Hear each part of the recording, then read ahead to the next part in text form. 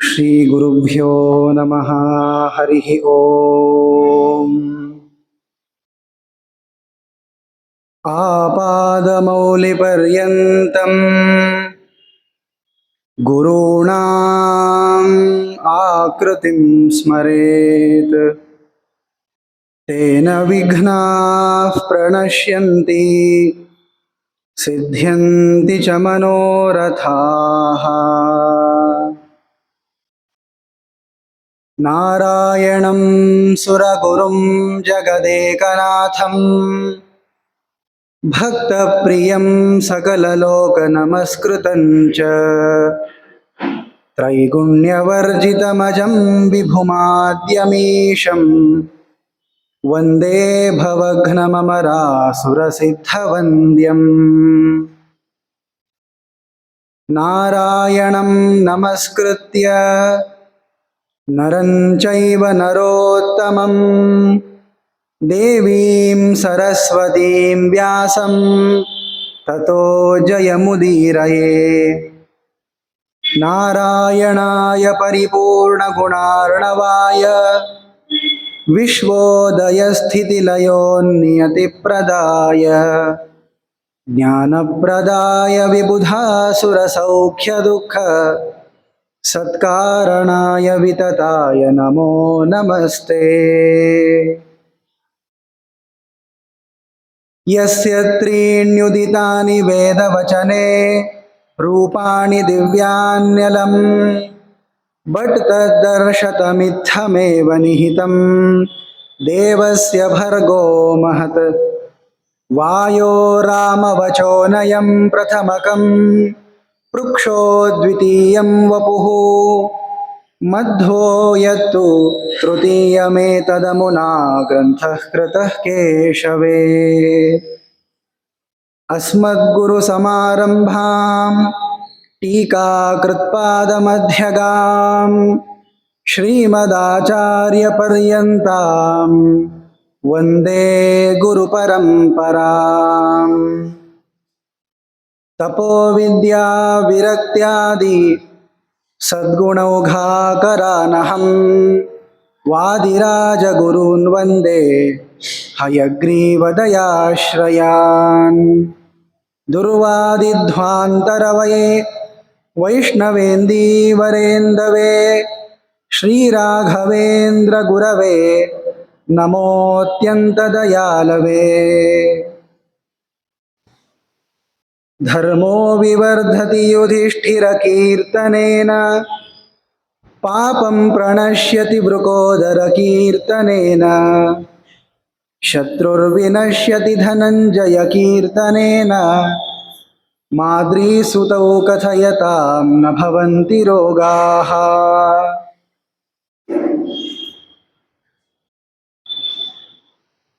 ಶ್ರೀಮನ್ ಮಹಾಭಾರತದಲ್ಲಿ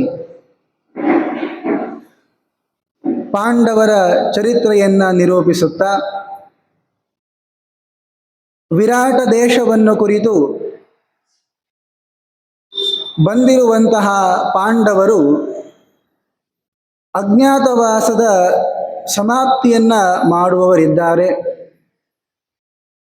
11 ತಿಂಗಳುಗಳನ್ನು ಪರಮಾತ್ಮನ ಅನುಗ್ರಹದಿಂದ ಅನಾಯಾಸವಾಗಿ ಕಳೆದು ಮಹಾದುಷ್ಟನಾದ ತುಂಬ ಕಾಮುಕನಾಗಿರುವಂತಹ ಕೀಚಕನ ಸಂಹಾರವನ್ನ ಭೀಮಸೇನ ದೇವರು ಮಾಡಿದ್ದಾರೆ. ಕಾಮಕ್ಕೆ ಒಳಗಾಗಿರುವಂತಹ ದುಷ್ಟರಿಗೆ ಯಾವ ತರಹ ಶಿಕ್ಷೆಯನ್ನು ನೀಡಬೇಕು ಅನ್ನುವುದನ್ನು ಭೀಮಸೇನ ತಾನು ತೋರಿಸಿದ. ದ್ರೌಪದೀ ದೇವಿಯವರ ಮಾನ ರಕ್ಷಣೆಯನ್ನ ಮಾಡಿ ಮತ್ತೆ ಪೌರ ಜನರಿಂದ ತಿರಸ್ಕೃತಳಾಗಿರುವಂತಹ ದ್ರೌಪದಿ ದೇವಿಯವರನ್ನ ಹೇಗೋ ಮಾಡಿ ಮತ್ತೆ ಇದೇ ಊರಲ್ಲಿ ಇರುವಂತೆ ಭೀಮಸೇನಾದಿಗಳು ಪ್ರಯತ್ನವನ್ನ ಮಾಡಿ ಇಟ್ಟುಕೊಂಡಿದ್ದಾರೆ. ಇಷ್ಟೊತ್ತರಲ್ಲಿ ಮತ್ತೆ ಅನೇಕ ದಿವಸಗಳು ಕಳೆದು ಹೋಗಿವೆ. ಒಂದು ರೀತಿ ಹೇಳಬೇಕು ಅಂದರೆ ಅಜ್ಞಾತ ವಾಸಕ್ಕೆ ಅಂತ ಸೀಮಿತವಾಗಿರುವಂತಹ ಏನು ಒಂದು ವರ್ಷ ಇತ್ತು ಅಂದರೆ 12 ತಿಂಗಳುಗಳು ಅವುಗಳು ಮುಗಿದು ಹೋಗಿವೆ. ಒಂದು ಲೆಕ್ಕದಲ್ಲಿ ಸ್ವಲ್ಪ ದಿವಸವೂ ಆಗಿವೆ. ಅಷ್ಟರಲ್ಲೇನೆ ಕೌರವರು ಇದೇ ಸರಿಯಾದ ಸಮಯ ಅಂತ ವಿಚಾರಿಸಿಕೊಂಡು ವಿರಾಟ ದೇಶದಲ್ಲಿರುವಂತಹ ಅಪಾರವಾದ ಗೋ ಸಂಪತ್ತಿನ ಅಪಹರಣವನ್ನು ಮಾಡಬೇಕು, ಹಾಗೇನೆ ಸುದ್ದಿಯನ್ನ ತಿಳಿಸಿದಂತಹ ಜನರ ಮಾತನ್ನ ಕೇಳಿ ದುರ್ಯೋಧನನಿಗೆ ಸಂಶಯವೂ ಉಂಟಾಗಿದೆ. ಒಂದು ಸ್ತ್ರೀಗೋಸ್ಕರ ಕೀಚಕನ ಸಂಹಾರವಾಗಿದೆ ಅಂದರೆ ಆ ಸ್ತ್ರೀ ಸಾಮಾನ್ಯಳಾಗಿರುವಂತಹ ಸ್ತ್ರೀ ಆಗಿರ್ಲಿಕ್ಕಿಲ್ಲ, ದ್ರೌಪದಿನೇ ಆಗಿರ್ತಾಳೆ. ಅವಳ ಬೆನ್ನನ್ನ ಹತ್ತಿರುವ ಕಾರಣದಿಂದ ಈ ಕೀಚಕನ ಸಂಹಾರವನ್ನು ಮಾಡಿದವನು ಭೀಮನೇ. ಆದ್ರಿಂದ ನಾವು ವಿರಾಟ ದೇಶಕ್ಕೆ ಹೋಗೋಣ ಅಂತ ಎಲ್ಲ ಭೀಷ್ಮ ದ್ರೋಣಾದಿಗಳ ಮುಂದೆ ದುರ್ಯೋಧನ ತನ್ನ ಅಭಿಪ್ರಾಯವನ್ನು ವ್ಯಕ್ತ ಮಾಡಿದ. ಭೀಷ್ಮಾಚಾರ್ಯರು ಹೇಳಿದರು, ನೋಡಪ್ಪ, ಪಾಂಡವರು ಎಷ್ಟು ಪುಣ್ಯವಂತರು ಅಂದರೆ ತಾವು ಏನು ಕಾರ್ಯವನ್ನು ಸಾಧಿಸಬೇಕು ಅಂತ ಅನ್ಕೊಂಡಿರ್ತಾರೋ ಅದನ್ನು ಅನಾಯಾಸವಾಗಿ ಸಾಧಿಸಿಬಿಡ್ತಾರೆ. ಅವರಲ್ಲಿರುವಂತಹ ಆ ಪುಣ್ಯ ಪ್ರಭಾವದಿಂದ ನೀನಲ್ಲಿ ಹೋದ್ರೂ ನೀನು ಅವ್ರನ್ನ ಪತ್ತೆ ಹಚ್ಚಲಿಕ್ಕಾಗಲ್ಲ. ಆದರೂ ಹೇಳಲಿಕ್ಕತ್ತೀಯ.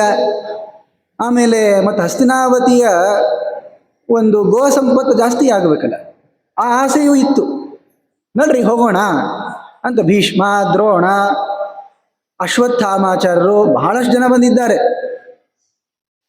ಈ ದಕ್ಷಿಣ ಗೋಗ್ರಹಣದಲ್ಲಿ ಇವರೇನು ಮಾಡ್ಲಿಕ್ಕೆ ಅಂತ ಹೋಗಿರ್ತಾರಲ್ಲ, ಅಲ್ಲಿರುವಂತಹ ಗೋ ಸಂಖ್ಯೆಯೇ ಜಾಸ್ತಿ, 1,00,000 ಇತ್ತಲ್ಲಿ, ಇಲ್ಲಿ 60,000. ಆದರೂ ಕೂಡ ಅವರಿಗೆಲ್ಲ ವಿಶೇಷವಾಗಿ ಪಾಂಡವರ ಪತ್ತೆ ಹಚ್ಚಬೇಕು ಅನ್ನುವಂತಹ ಅಭಿಪ್ರಾಯ ಇದೆ. ಅದನ್ನು ನಾವು ನಿನ್ನೆ ಹೇಳಿದ್ದೇವೆ.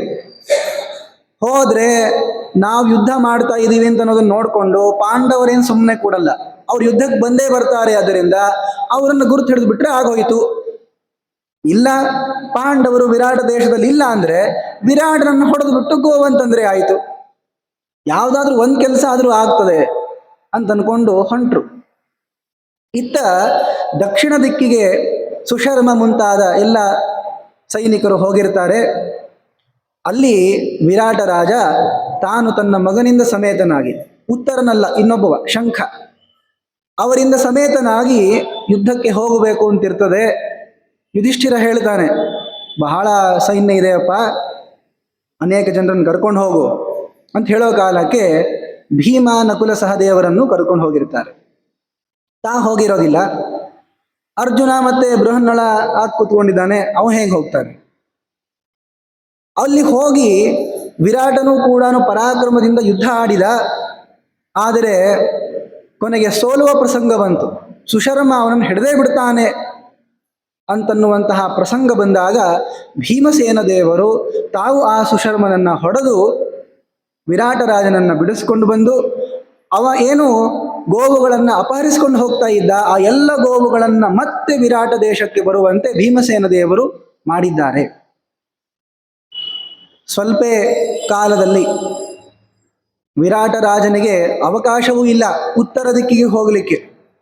ಅಂತಹ ಕಾಲದಲ್ಲಿ ಗೋಪಾಲಕರಿಂದ ಸುದ್ದಿ ಬಂತು, ಉತ್ತರ ದಿಕ್ಕಿನಲ್ಲಿರುವಂತಹ ಗೋವುಗಳನ್ನು ಹಿಡಿಲಿಕ್ಕೆ ಈ ಬಾರಿ ದ್ರೋಣ, ಭೀಷ್ಮ ಮುಂತಾದವರೇ ಬಂದಿದ್ದಾರೆ ಅಂತ. ಈ ಸುದ್ದಿಯನ್ನು ಯಾರಿಗೆ ಹೇಳಬೇಕು? ವಿರಾಟ ರಾಜ ಇಲ್ವೇ ಇಲ್ಲ. ಆ ವಿರಾಟ ರಾಜನ ಮಗನಾಗಿರುವ ಉತ್ತರನ ಮುಂದೆ ಈ ಸುದ್ದಿಯನ್ನು ಹೇಳ್ತಾರೆ. ಮಹಾಜನ ಸಮಕ್ಷಂತು ಸ್ತ್ರೀಣಾಂ ಮಧ್ಯೆ ವಿಶೇಷತಃ ಗವಾಧ್ಯಕ್ಷೇಣ ಸಂಪ್ರೋಕ್ತೋ ವಿರಾಟತನಯಸ್ತದಾ. ಮನೆಯಲ್ಲಿ ವಿರಾಟ ರಾಜ ಇಲ್ಲ, ಉತ್ತರ ಒಬ್ಬನೇ ಇದ್ದಾನೆ. ಅದಕ್ಕೆ ಅವನು ಹೇಳಿದರು, ನೋಡು, ಎಲ್ಲರೂ ಮುತ್ತಿಗೆ ಹಾಕಿದ್ದಾರೆ, ಬಾ ಯುದ್ಧ ಆಡು, ಅವರನ್ನು ಹೇಗಾದ್ರೂ ಮಾಡಿ ಹೊಡೆದು ಬಿಟ್ಟು ಗೋವುಗಳನ್ನು ಸಂರಕ್ಷಣೆ ಮಾಡಪ್ಪ ಅಂತ ಹೇಳಿದರು. ಹೇಳೋ ಕಾಲಕ್ಕೆ ಆತ ಎಲ್ಲಿದ್ದ ಅಂದರೆ ಸ್ತ್ರೀಯರ ನಡುವೆ ಇದ್ದ. ಆಗೋದಿಲ್ಪ ನನ್ನ ಕೈಯಲ್ಲಿ ಅಂತಂದ್ರೆ ಅವ್ರು ನಗು ಬಿಡ್ತಾರೆ. ಅದಕ್ಕೆ ಸ್ತ್ರೀ ಮಧ್ಯೆ ಉಕ್ತಃ ತೇನ ಸೌ ವಾಕ್ಯಂ ತೇಜಃ ಪ್ರವರ್ಧನಂ. ಅದಕ್ಕೆ ಅಂದ, ಎಲ್ಲರೂ ನನ್ನನ್ನು ಪರಾಕ್ರಮೇ ಶೂರ ಅಂತ ಅನ್ಕೊಳ್ಬೇಕಲ್ಲ, ಅದಕ್ಕಂತಾನೆ ಕಾಯ್ತಾ ಇದ್ದೆ ನಾನು ಯಾವಾಗ ಯುದ್ಧ ಆಡ್ತೀನಿ ಅಂತ. ಅದ್ಯಾಹಮನುಗಚ್ಚೇಯಂ ದೃಢಧನ್ವಾ ಗವಾಂ ಪದಂ ಯದಿ ಮೇ ಸಾರಥಿ ಕಶ್ಚಿತ್ ಭವೇದೇಶು ಅಶ್ವೇಶು ಕೋವಿದಃ. ಖರೆ ನನಗೂ ಕೂಡ ಈ ತರಹ ಯುದ್ಧ ಆಡಬೇಕು ಅಂತಿದೆ. ಆ ಧನುಸ್ಸನ್ನು ಹಿಡಿದು ನನ್ನ ಶತ್ರುಗಳನ್ನು ಹೊಡಿಬೇಕು. ಆದರೆ ಏನು ಮಾಡೋದು, ನನಗೊಬ್ಬ ಯೋಗ್ಯನಾಗಿರುವ ಸಾರಥಿಯೇ ಇಲ್ಲ. ನೋಡಿ, ಸಾರಥಿ ಸರಿಯಾಗಿಲ್ಲ ಅಂದರೆ ಹೇಗೆ ಹೋಗ್ಲಿಕ್ಕೆ ಆಗ್ತದೆ? ನಾವು ಯುದ್ಧ ಪ್ರಸಂಗಗಳನ್ನು ಕೇಳಿದ್ದೀವಿ ಅಂತ ಅದರಿಂದ ಹೇಳಬಹುದು. ಅಶ್ವತ್ಥಾಮಾಚಾರ್ಯ ನೋಡ್ರಿ, ಭಾರಿ ಪರಾಕ್ರಮಿಗಳು. ಅವರ ಕುದುರೆ ಓಡಿಸುವಂತಹ ಸಾರಥಿಯನ್ನು ಅರ್ಜುನ ಹೊಡೆದು ಹಾಕಿದ್ರೆ ತಾವೇ ಸಾರಥ್ಯವನ್ನು ಮಾಡಿಕೊಂಡು ತಾವೇ ಕುದುರೆಗಳನ್ನು ಹಿಡಿದು ಎದುರಿಗೆ ಅರ್ಜುನನನ್ನು 2 ಬಾರಿ ಮೂರ್ಛೆಗೊಳಿಸ್ತಾರೆ. ಯಾವ ತರಹ ಶರಶಾಲೆಯನ್ನು ಕಟ್ಟಿಬಿಡ್ತಾರೆ ಅಂದರೆ ಅರ್ಜುನ ಅತ್ತ ಇತ್ತ ಸರದಾಡಿರಬಾರ್ದು, ಅಷ್ಟು ಪರಾಕ್ರಮ ಅಶ್ವತ್ಥಾಮನಿಗೆ, ರುದ್ರದೇವರಿಗಿದೆ. ಆದರೂ ಕೂಡ ಅಷ್ಟು ಪರಾಕ್ರಮ ಇವನಿಗೆ ಹೇಗೆ ಬರ್ಲಿಕ್ಕೆ ಸಾಧ್ಯ? ಆದ್ದರಿಂದ ಸಮುಚಿತನಾಗಿರುವಂತಹ ಒಬ್ಬ ಸಾರಥಿ ಬೇಕೇ ಬೇಕು. ಆದರೆ ಯಾರಿಲ್ಲಲ್ಲ, ಏನು ಮಾಡೋದು ಅಂದರೆ ಅವನ ಅಭಿಪ್ರಾಯ ತನಗೀಗ ಹೋಗಬಾರ್ದು ಅಂತಲೇ ಇದೆ, ಆದರೆ ನನ್ನ ಕೈಲಾಗಲ್ಲ ಅನ್ನೋದನ್ನು ಸ್ತ್ರೀಯರ ನಡುವೆ ಹೇಳ್ಕೊಂಡ್ಬಿಟ್ರೆ ಮರ್ಯಾದೆ ಹೋಗ್ತದೆ ಅಂತ, ಸಾರಥಿ ಇಲ್ಲಲ್ಲಪ್ಪ ಏನು ಮಾಡೋದು ಅಂತಂದ. ನನಗೆ ಹೇಗಾದ್ರೂ ಮಾಡಿ ನೀವು ಒಬ್ಬ ಸಾರಥಿಯನ್ನ ಹುಡುಕೊಡ್ರಿ, ಆಗ ನೋಡ್ರಿ ಹೇಗೆ ಯುದ್ಧ ಆಡ್ತೀನಿ ಅಂತಂದ್ರೆ, ನಾನು ಅಕಸ್ಮಾತ್ ಆ ಕೌರವರು ಏನು ಬಂದಿದ್ದಾರಲ್ಲ ಅವರು ಮುಂದೆ ಯೋಗ್ಯನಾದ ಸಾರಥಿನ ಇಟ್ಕೊಂಡು ಹೋದ್ರೆ ಏನಪ್ಪ ಅರ್ಜುನನೇ ಬಂದೇನೋ ಅಂತ ಅನ್ಬೇಕು ಜನ ನನ್ನ ನೋಡಿ. ಆ ತರಹ ಯುದ್ಧ ಆಡ್ತೀನಿ ನಾನು. ಕಿಮ್ನು ಪಾರ್ಥೋರ್ಜುನ ಸಾಕ್ಷಾಜಿತಿ ಮಂಸ್ಯಂತಿ ಮಾಂ ಪರೇ. ಆ ಶಕ್ತಿ ನನ್ನ ಕೈಯಲ್ಲಿದೆ ಅಂತ. ಇದನ್ನ ಹೇಳಿದ್ದನ್ನ ದ್ರೌಪದಿ ಕೇಳಿಸ್ಕೊಂಡ್ರು. ಆಕೆ ನಗು ಬರ್ತದಷ್ಟೇ. ಆದರೆ ಒಂದು ರೀತಿ ಸಿಟ್ಟು ಹೌದು, ಈತ ತನ್ನಂತ ಅರ್ಜುನ ಅಂತ ಅನ್ಕೊಳ್ತಾನೆ, ಆದ್ರೆ ಏನ್ ಮಾಡ್ಲಿಕ್ಕೆ ಬರಲ್ಲ, ಕಾರ್ಯ ಅಂತೂ ಆಗಬೇಕಲ್ಲ. ಅದಕ್ಕೆ ಇವ ಒಬ್ಬ ಸಾರಥಿಯನ್ನು ನೋಡ್ತಾ ಇದ್ದಾನಲ್ಲ, ಯಾಕೆ ಆ ಸಾರಥಿ ಬೃಹನ್ನಳೆಯೇ ಆಗಬಾರ್ದು ಅಂತ ದ್ರೌಪದಿ ದೇವಿ ಈ ಮಾತನ್ನ ಅರ್ಜುನನಿಗೆ ಹೋಗಿ ಹೇಳ್ತಾಳೆ. ನೋಡು, ಉತ್ತರ ಯುದ್ಧ ಆಡ್ತೀನಿ ಅಂತಂತಾನೆ, ಸಾರಥಿ ಇಲ್ಲ, ನೀನು ಹೋಗ್ಬಿಡು, ಇಬ್ರು ಸೇರಿ ಹೋಗಿ ಯುದ್ಧ ಆಡ್ರಿ ಅಂತ. ವಸ್ತುತಃ ಅರ್ಜುನನಿಗೆ ಮಾತ್ರ ಆಗೋದು ಆ ಕೆಲಸ, ಆದ್ರೂ ಹೆಸರು ಹೇಳಬೇಕಲ್ಲ. ಆಗ ಸರಿ ಎಂದ. ಅರ್ಜುನನು ಕಾಯ್ತಾ ಇದ್ದ, ಬಹಳ ದಿವಸ ಆಗಿತ್ತು. ಭೀಮಸೇನ ದೇವರಿಗೆ ಇಬ್ಬರಾದ್ರೂ ಸಿಕ್ಕಿದ್ರು, ಅರ್ಜುನನಿಗೆ ಒಬ್ಬರು ಸಿಕ್ಕಿಲ್ಲ, ಬರೇ ನೃತ್ಯನ ಮಾಡ್ತಾ ಕುತ್ಕೊಂಡಿದ್ದಾನೆ. ಸರಿ ಆಯ್ತು ಅಂತ ಹೇಳ್ದ, ನೀನೇ ಹೋಗಿ ಹೇಳು, ನಾನು ಸಾರಥಿ ಆಗ್ತೀನಿ, ಹೋಗೋಣ ಅಂತ. ಆಗ ಈ ಉತ್ತರನ ತಂಗಿ ಆಕೆ ಹತ್ರ ಹೋಗಿ ಹೇಳ್ತಾಳೆ, ನಿಮ್ಮಣ್ಣ ಹೇಳು, ಮತ್ತೆ ಬೃಹನ್ನಳೆಯನ್ನು ಸಾರಥಿ ಮಾಡ್ಕೊಂಡು ಹೋಗಿ ಆ ಗೋವುಗಳನ್ನು ಹುಡುಕ್ರಿ ಅಂತ. ಆಗ ಹೇಳಿದರು ನಿಜ ಅದ, ಆದರೆ ಆ ನಪುಂಸಕನ ಜೊತೆ ನಾ ಹೆಂಗೆ ಹೋಗೋದು? ಆಗಲ್ಲ ಅಂತಂದ ಉತ್ತರ. ಅಲ್ಲಿ ಹೇಳ್ತಾನೆ, ನಾನು ಅಂಥವ್ರ ಜೊತೆ ಮಾತನ್ನೂ ಆಡೋದಿಲ್ಲ, ಅವನನ್ನು ಸಾರಥಿ ಮಾಡಿಕೊಂಡು ನಾನು ಹೋಗೋದು ಅಂದರೆ ಸಾಧ್ಯನೇ ಇಲ್ಲ. ಸ್ವತಃ ದ್ರೌಪದಿನೂ ಬಂದು ಹೇಳಿದ್ಲು. ಆತ ಬಹಳ ಆತ ಅಂತನ್ಬೇಕೋ ಏನೋ, ಆ ಬೃಹನ್ನಳ ಏನಿದ್ದಾಳೆ ಅವನನ್ನು ಬಹಳ ಕಡಿಮೆ ಅಂತ ಅನ್ಕೊಳ್ಬೇಡ, ಅವ ಹಿಂದಕ್ಕೆ ಅರ್ಜುನನಿಗೂ ಸಾರಥಿಯಾಗಿದ್ದ. ಆದ್ರಿಂದ ನೀನು ಹೋದ್ರೆ ಅವ್ನು ಸರಿಯಾಗಿ ಗೊತ್ತಿದೆ ಹೇಗೆ ಓಡಿಸ್ಬೇಕು ಅಂತ, ಜಯ ಆಗೋದೇ ನಿಮ್ಗೆ, ಹೋಗ್ರಿ ಅಂತ ಹೇಳಿದ್ರು. ಆದ್ರೆ ಉತ್ತರ ಅಂದ, ಸೈರಂಧ್ರಿ ಜಾನಾಸಿ ಮಮ ವ್ರತಂ ಹಿ ಕ್ಲೀಬೇನ ಪುಂಸ ನಹಿ ಸಂವದಾಮ್ಯಹಂ.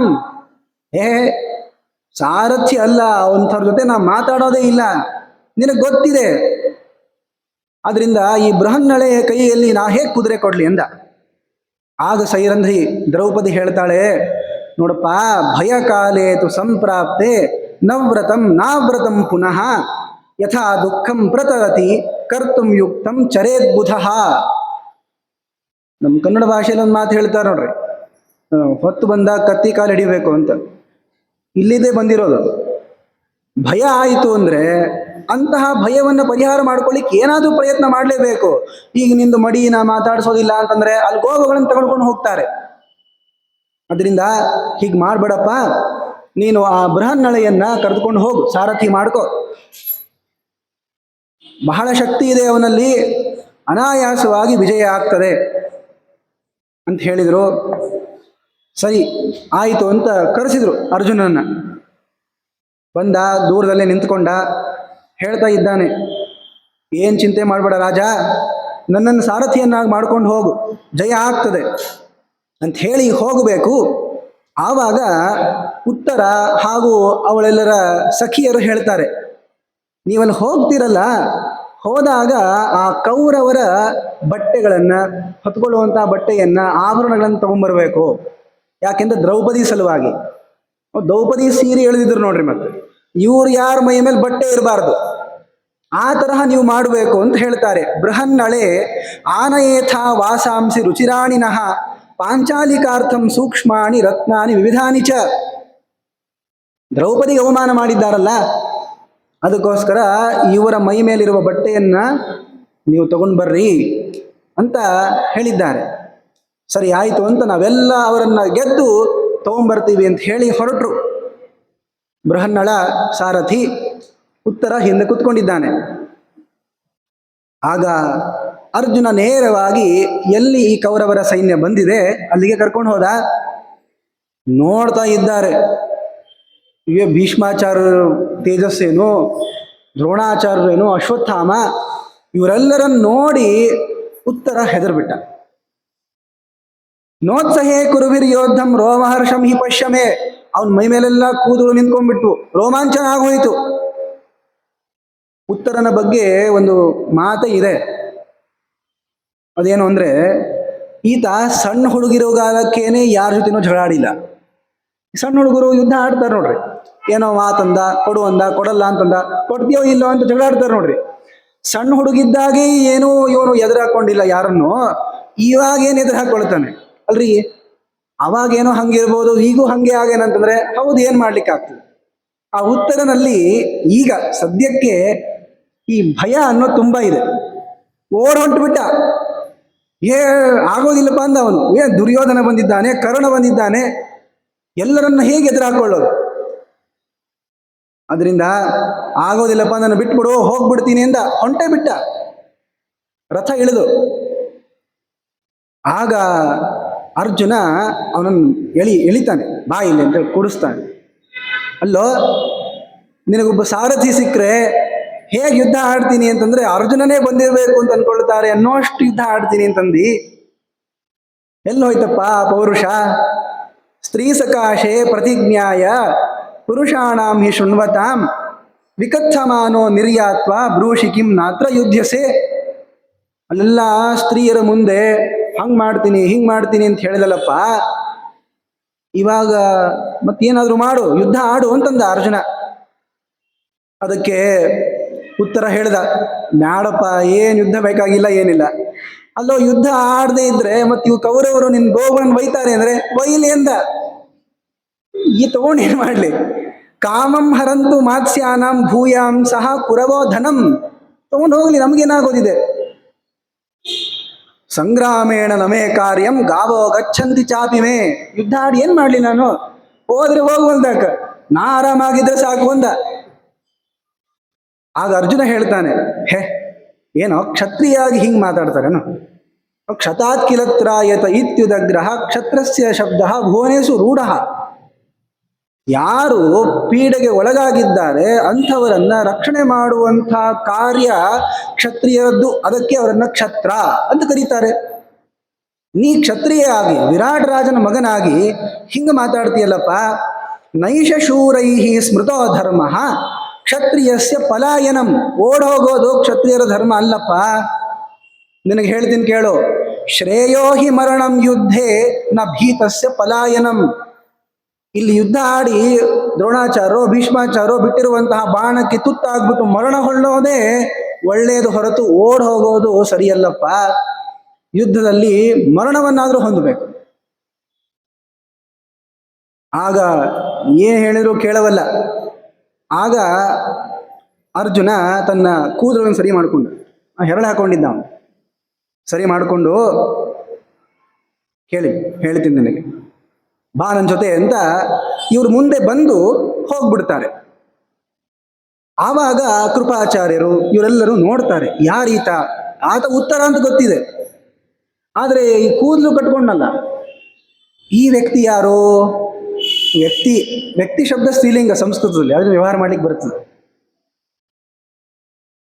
ನೋಡಿದ್ರು ಈ ಉತ್ತರ ಒಂದು ಸ್ತ್ರೀಯನ್ನ, ನಪುಂಸಕನನ್ನ ಸಾರಥಿ ಮಾಡ್ಕೊಂಡ್ ಬಂದಿದ್ದಾನಲ್ಲ, ಯಾರಿರ್ಬೋದು? ಅವ್ರೆಲ್ಲ ಪರಸ್ಪರ ಅನ್ಕೊಂಡ್ರು ಪ್ರಾಯಶಃ ಅರ್ಜುನ ಇರಬಹುದು. ಬರ್ಲಿ ನೋಡ್ಕೊಳ್ತೀವಿ ಅರ್ಜುನನನ್ನ. ಕರ್ಣ ಅಂತಾನೆ, ಅರ್ಜುನ ಅಂದ್ರೆ ನನ್ ಕರೀರಿ, ನಾ ಬರ್ತೀನಿ ಎಂದ ಅವನು. ಅರ್ಜುನ ಅಂತಂದ ತಕ್ಷಣ ಕರ್ಣನಿಗೆ ಭಾರಿ ಸಂತೋಷ. ಯಾಕೆಂದ್ರೆ ಎಲ್ಲಿ ನಾನು ಯುದ್ಧ ಆಡ್ಬಿಟ್ಟು ಗೆದ್ದು ಬಿಡ್ತೀನಿ ಅಂತ. ಅದು ಕೊನೆ ತನಕನೂ ಅವನ ಆಸೆನೇ ಆಯ್ತೆ ಹೊರತು ಪೂರ್ಣ ಅಂತೇನು ಆಗ್ಲಿಲ್ಲ. ಎಲ್ಲರೂ ಮಾತಾಡ್ಕೊಂಡ್ರು. ಆಗ ವಿಶೇಷವಾಗಿ ಭೀಷ್ಮಾಚಾರ್ಯರನ್ನ ನೋಡಿ ದ್ರೋಣಾಚಾರ್ಯರು ಒಂದು ಮಾತನ್ನು ಹೇಳ್ತಾರೆ. ನದೀಜ ಲಂಕೇಶವನಾರಿಕೇತುರ್ನಗಾಹ್ವಯೋ ನಾಮ ನಗ ಅರಿಸೂನು ಗತ್ಯಾ ಸುರೇಶ ಕ್ವಚಿದಂಗನೇವ ಗುರುರ್ಭಾಷೆ ವಚನಂ ತದಾನೀಂ. ಮಹಾಭಾರತದಲ್ಲಿ ಕೆಲವೊಂದು ಗೋಪ್ಯವಾಗಿರುವಂತಹ ಶೈಲಿಯಲ್ಲಿ ಬರೆದಿರುವ ಶ್ಲೋಕಗಳು ಅಂತಿವೆ.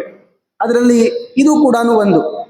ನದೀಜ ಲಂಕೇಶ ವನಾರಿಕೇತು ನಗಾಹ್ವಯೋ ನಾಮ ನಗಾರಿಸೂನು. ಅರ್ಜುನ ಬಂದಿದ್ದಾನೆ ಅಂತ ಇಷ್ಟು ಹೇಳಬೇಕಾಗಿದೆ. ಹೇ ನದೀಜ, ನದಿಯಿಂದ ಹುಟ್ಟಿದಂತಹ ಭೀಷ್ಮನೇ, ಅಂದ್ರೆ ಗಂಗಾದೇವಿಯ ಮಗ ಭೀಷ್ಮನೇ, ಲಂಕೇಶ ವನಾರಿಕೇತು, ಲಂಕೇಶ ಅಂದ್ರೆ ರಾವಣ, ಅವನ ವನ ಅಶೋಕವನ, ಅದಕ್ಕೆ ಶತ್ರುವಾಗಿರುವಂಥವನು ಹನುಮಂತ, ಅವನನ್ನೇ ಕೇತು ಧ್ವಜವನ್ನಾಗಿ ಹೊಂದಿದಂತಹ ಕಪಿಧ್ವಜ ಅರ್ಜುನ. ಅರ್ಜುನ ಅಂತಲೂ ಹೇಳೋಂಗಿಲ್ಲ. ನಗಾಹ್ವಯ, ನಗ ಅಂದ್ರೆ ಒಂದು ವೃಕ್ಷ, ಯಾವುದು? ಅರ್ಜುನ ವೃಕ್ಷ. ನಗಾಹ್ವಯ, ವೃಕ್ಷದ ಹೆಸರನ್ನ ಪಡೆದ. ನಗ ಅರಿಸೂನುಹು, ನಗ ಅಂದ್ರೆ ಪರ್ವತಗಳು, ಆ ಪರ್ವತಕ್ಕೆ ಅರಿಶತ್ರು ಆದಂಥವನು ಇಂದ್ರ. ಇಂದ್ರನ ಸೂನುಹು ಮಗ, ಇಂದ್ರಪುತ್ರನಾಗಿರುವಂತಹ ಕಪಿಧ್ವಜನಾದ ಅರ್ಜುನ ಈತ.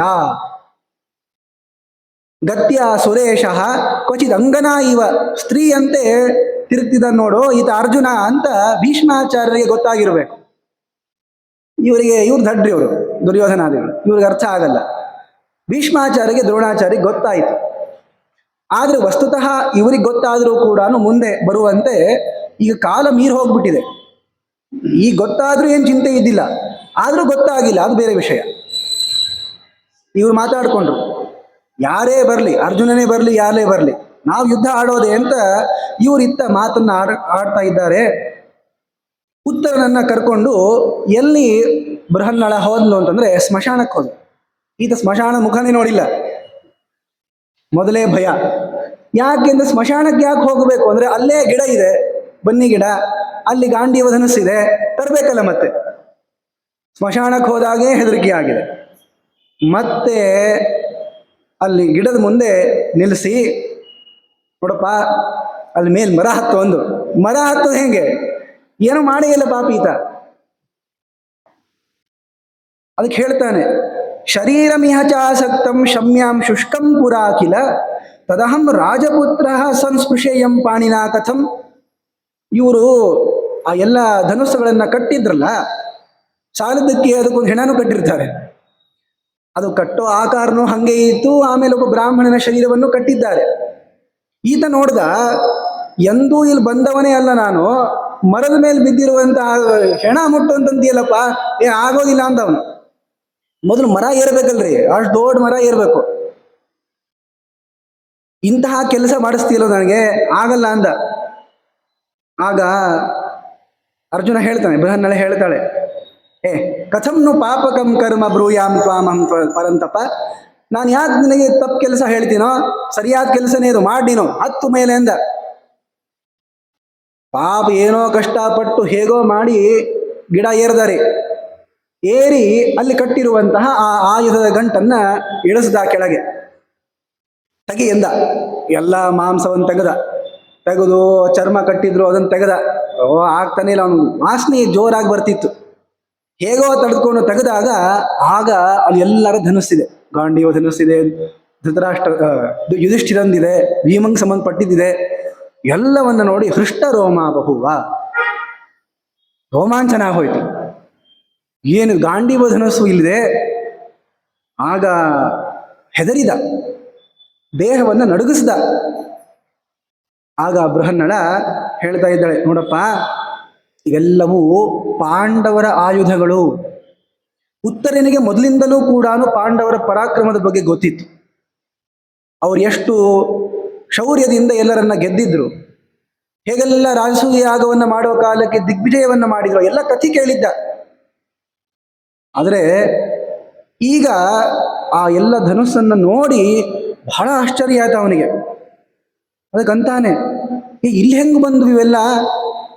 ಒಂದೊಂದನೇ ಮುಟ್ಟಿ ಮುಟ್ಟಿ ಆಶ್ಚರ್ಯ ಪಡ್ತಾನೆ. ಸಂಸ್ಪೃಶ್ಯತಾನಿ ಚಾಪಾನಿ ಭಾನುಮಂತಿ ಬೃಹಂತಿ ಚ, ಒಂದೊಂದನೇ ಮುಟ್ಟಿ ಮುಟ್ಟಿ ಆನಂದಿಸ್ತಾ ಇದ್ದ. ಆಗ ಹೇಳ್ತಾನೆ, ಇದು ಧರ್ಮರಾಜಂದು, ಇದು ಭೀಮಂದು, ಇದು ಅರ್ಜುನಂದು, ಹೀಗೆಲ್ಲ ತೋರಿಸ್ತಾನೆ. ತೋರಿಸಿ ಗಾಂಡೀವ ಧನುಸ್ಸಿನ ಬಗ್ಗೆ ಹೇಳ್ತಾನೆ. ಗಾಂಡೀವ ಧನುಸ್ಸು ಇದು ಬ್ರಹ್ಮದೇವರ ಧನುಸ್ಸು. ಬ್ರಹ್ಮದೇವರು ತಾವದನ್ನು ಪೂರ್ಣವಾಗಿ ಇಟ್ಕೊಂಡಿರ್ತಾರೆ. ಏತದು ವರ್ಷ ಸಹಸ್ರಂತು ಬ್ರಹ್ಮ ಪೂರ್ವಮಧಾರಯತ್. ಬ್ರಹ್ಮದೇವರು 1000 ವರ್ಷಗಳ ಪರ್ಯಂತ ಈ ಗಾಂಡೀವ ಧನುಸ್ಸನ್ನು ತಾವಿಟ್ಕೊಂಡಿರ್ತಾರೆ, ಅವ್ರದೇ ಅದು. ಅಂತಹ ಆ ಗಾಂಡೀವ ಧನುಸ್ಸು ನಂತರದಲ್ಲಿ ಸ್ವಯಂಭುವ ಮನು ಈ ಧನುಸ್ಸನ್ನ ಇಟ್ಕೊಂಡಿರ್ತಾನೆ. ಹಾಗೇನೆ ಚಂದ್ರ 5000 ವರ್ಷಗಳ ಪರ್ಯಂತ ಈ ಧನುಸ್ಸನ್ನು ಇಟ್ಕೊಂಡಿರ್ತಾನೆ. ವರುಣನೂ ಕೂಡ ಈ ಧನುಸ್ಸನ್ನು ಇಟ್ಕೊಂಡಿರ್ತಾನೆ. ವರುಣನಿಂದ ಅಗ್ನಿ ತಾನು ಈ ಧನುಸ್ಸನ್ನು ಇಟ್ಕೊಂಡಿರ್ತಾನೆ. ಅಗ್ನಿ ಪ್ರಾತಿಭಾವ್ಯ ಎನ್ನುವಂತಹ ಅಗ್ನಿ ತಾನು ಅರ್ಜುನನಿಗೆ ಖಾಂಡವವನ ದಹನ ಮಾಡೋ ಕಾಲಕ್ಕೆ ಈ ಧನುಸ್ಸನ್ನು ಕೊಟ್ಟಿರ್ತಾನೆ. ಅರ್ಜುನ ಎಷ್ಟು ವರ್ಷಗಳ ಪರ್ಯಂತ ಗಾಂಡೀವ ಧನುಸ್ಸನ್ನು ಎತ್ತಿಟ್ಕೊಂಡಿರ್ತಾನೆ? ಹೇಳ್ತಾರೆ 65 ವರ್ಷಗಳ ಪರ್ಯಂತ. 65 ವರ್ಷಾಣಿ ಕೌಂತೆಯೋ ಧಾರಯಿಷ್ಯತಿ ಎಲ್ಲ ಹೇಳ್ದ. ಅಷ್ಟು ವರ್ಷಗಳ ಪರ್ಯಂತ ಧನುಸ್ಸಿದೆ.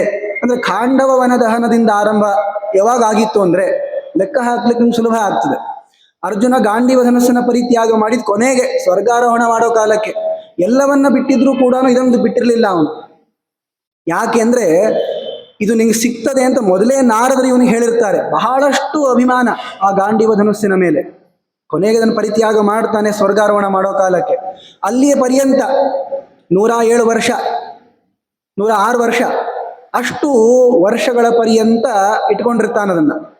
ಈ ಖಾಂಡವವನ ದಹನದಿಂದ ಹಿಡಿದುಕೊಂಡು ಸ್ವರ್ಗಾರೋಹಣ ಮಾಡ್ತಾರಲ್ಲ ಅಷ್ಟು ಕಾಲ ಅಂದ್ರೆ ಅದು 65 ವರ್ಷಾಣಿ 65 ವರ್ಷಗಳಾಗ್ತವೆ. ಇರ್ಲಿ, ಹೀಗೆ ಆ ಗಾಂಡೀವ ಧನುಸ್ಸಿನ ಬಗ್ಗೆ ಹೇಳ್ತಾನೆ. ಆಗ ಆಶ್ಚರ್ಯ ಆಯಿತು ಉತ್ತರನಿಗೆ. ಇಲ್ಲಿ ಯಾಕೆ ಬಂದ್ವು ಇವೆಲ್ಲ? ಯಾರು ತಂದಿಟ್ಟಿದ್ದಾರೆ ಇವನ್ನ?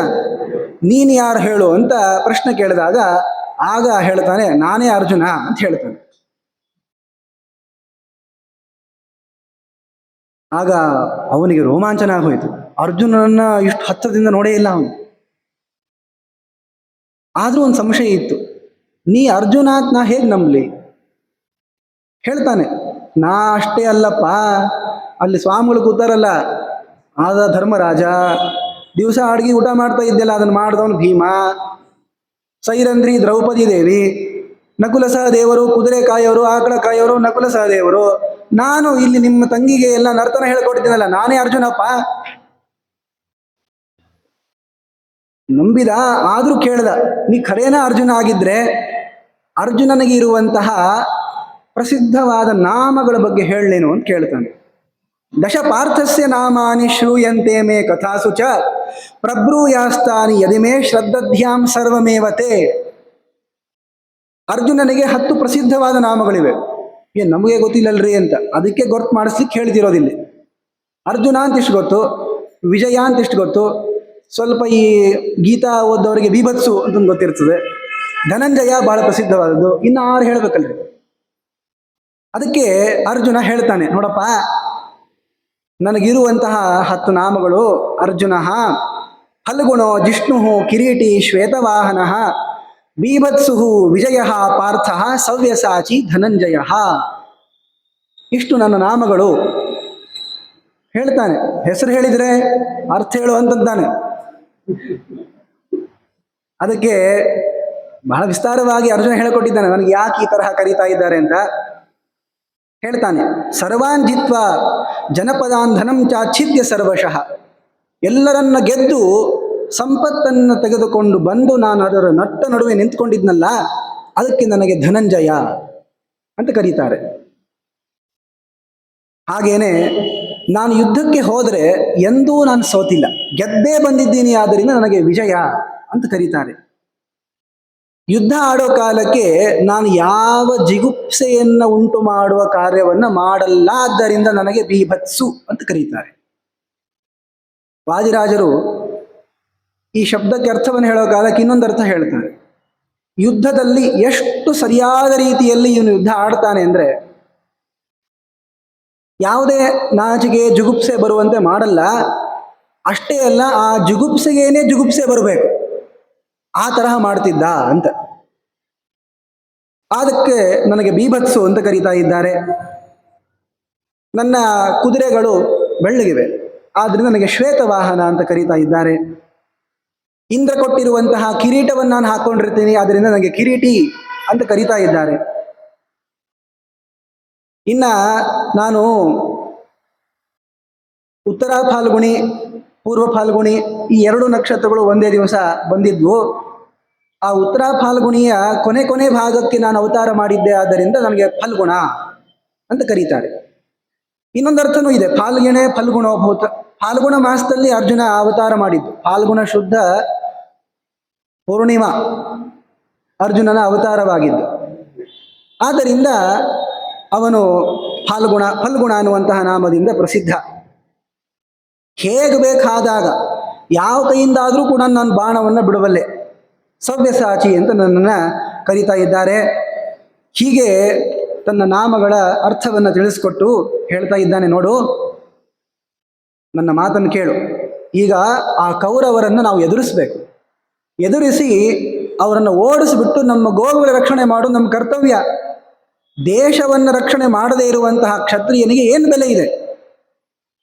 ಅದರಿಂದ ಮಾಡಲೇಬೇಕಪ್ಪ ಈ ಕಾರ್ಯವನ್ನ ಅಂತ ಅರ್ಜುನ ತನ್ನ ರೂಪವನ್ನು ತೋರಿಸಿ ತಾನು ಯಾರು ಅಂತ ಹೇಳಿ ತನ್ನ ಮಹಿಮೆಯನ್ನ ಪ್ರಕಟಣೆ ಮಾಡಿದ್ನಲ್ಲ, ಅದಕ್ಕೆ ಹೇಳ್ತಾನೆ, ಅಥೋ ಭಯಂ ವ್ಯಪೇತಂ ಮೇ ಪ್ರೀತಿಶ್ಚ ಪರಮಾತ್ವಯಿ ದಾಸೋಹಂ ತೇ ಭವಿಷ್ಯಾಮಿ ಪಶ್ಯ ಮಾಂ ಅನುಕಂಪಯ.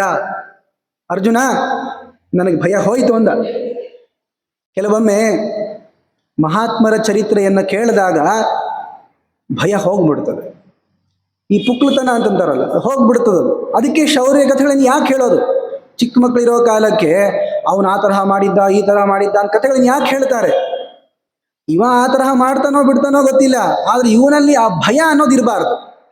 ಯಾಕೆ ಅಂದ್ರೆ ನೋಡ್ರಿ, ಯುದ್ಧ ಅನ್ನೋದು ಅದು ಜನ್ಮದಲ್ಲಿ ಯಾವಾಗಲೂ ಒಮ್ಮೆ ಬರ್ತದೆ.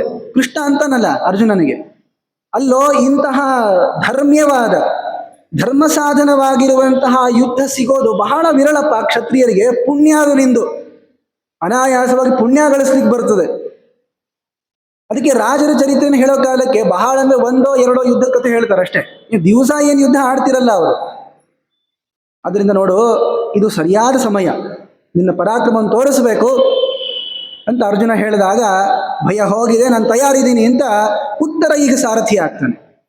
ಉತ್ತರನನ್ನ ಸಾರಥಿ ಮಾಡಿಕೊಂಡು ಅರ್ಜುನ ಆ ಯುದ್ಧಕ್ಕೆ ಹೋಗ್ತಾ ಇದ್ದಾನೆ. ಗಾಂಡೀವ ಧನುಸ್ಸನ್ನು ಹಿಡಿದುಕೊಂಡು ಯಾರೇ ಎದುರಿಗೆ ಬಂದರೂ ಕೂಡ ಹೆದರದೇನೆ ಅರ್ಜುನ ಮುಂದೆ ಸಾಗಿದ. ಯುದ್ಧದ ವರ್ಣನೆಯನ್ನು ತುಂಬಾ ವಿಸ್ತಾರವಾಗಿ ಮಹಾಭಾರತದಲ್ಲಿ ಮಾಡಿದ್ದಾರೆ.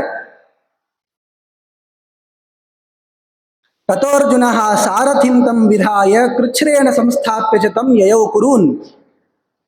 ಉತ್ತರನಿಗೆ ಹೇಳಿಬಿಟ್ಟು ತಾನು ಸಾರಥ್ಯವನ್ನ ಉತ್ತರನಿಂದ ಮಾಡಿಸ್ತಾ ಮುಂದೆ ಹೋಗಿದ್ದಾನೆ.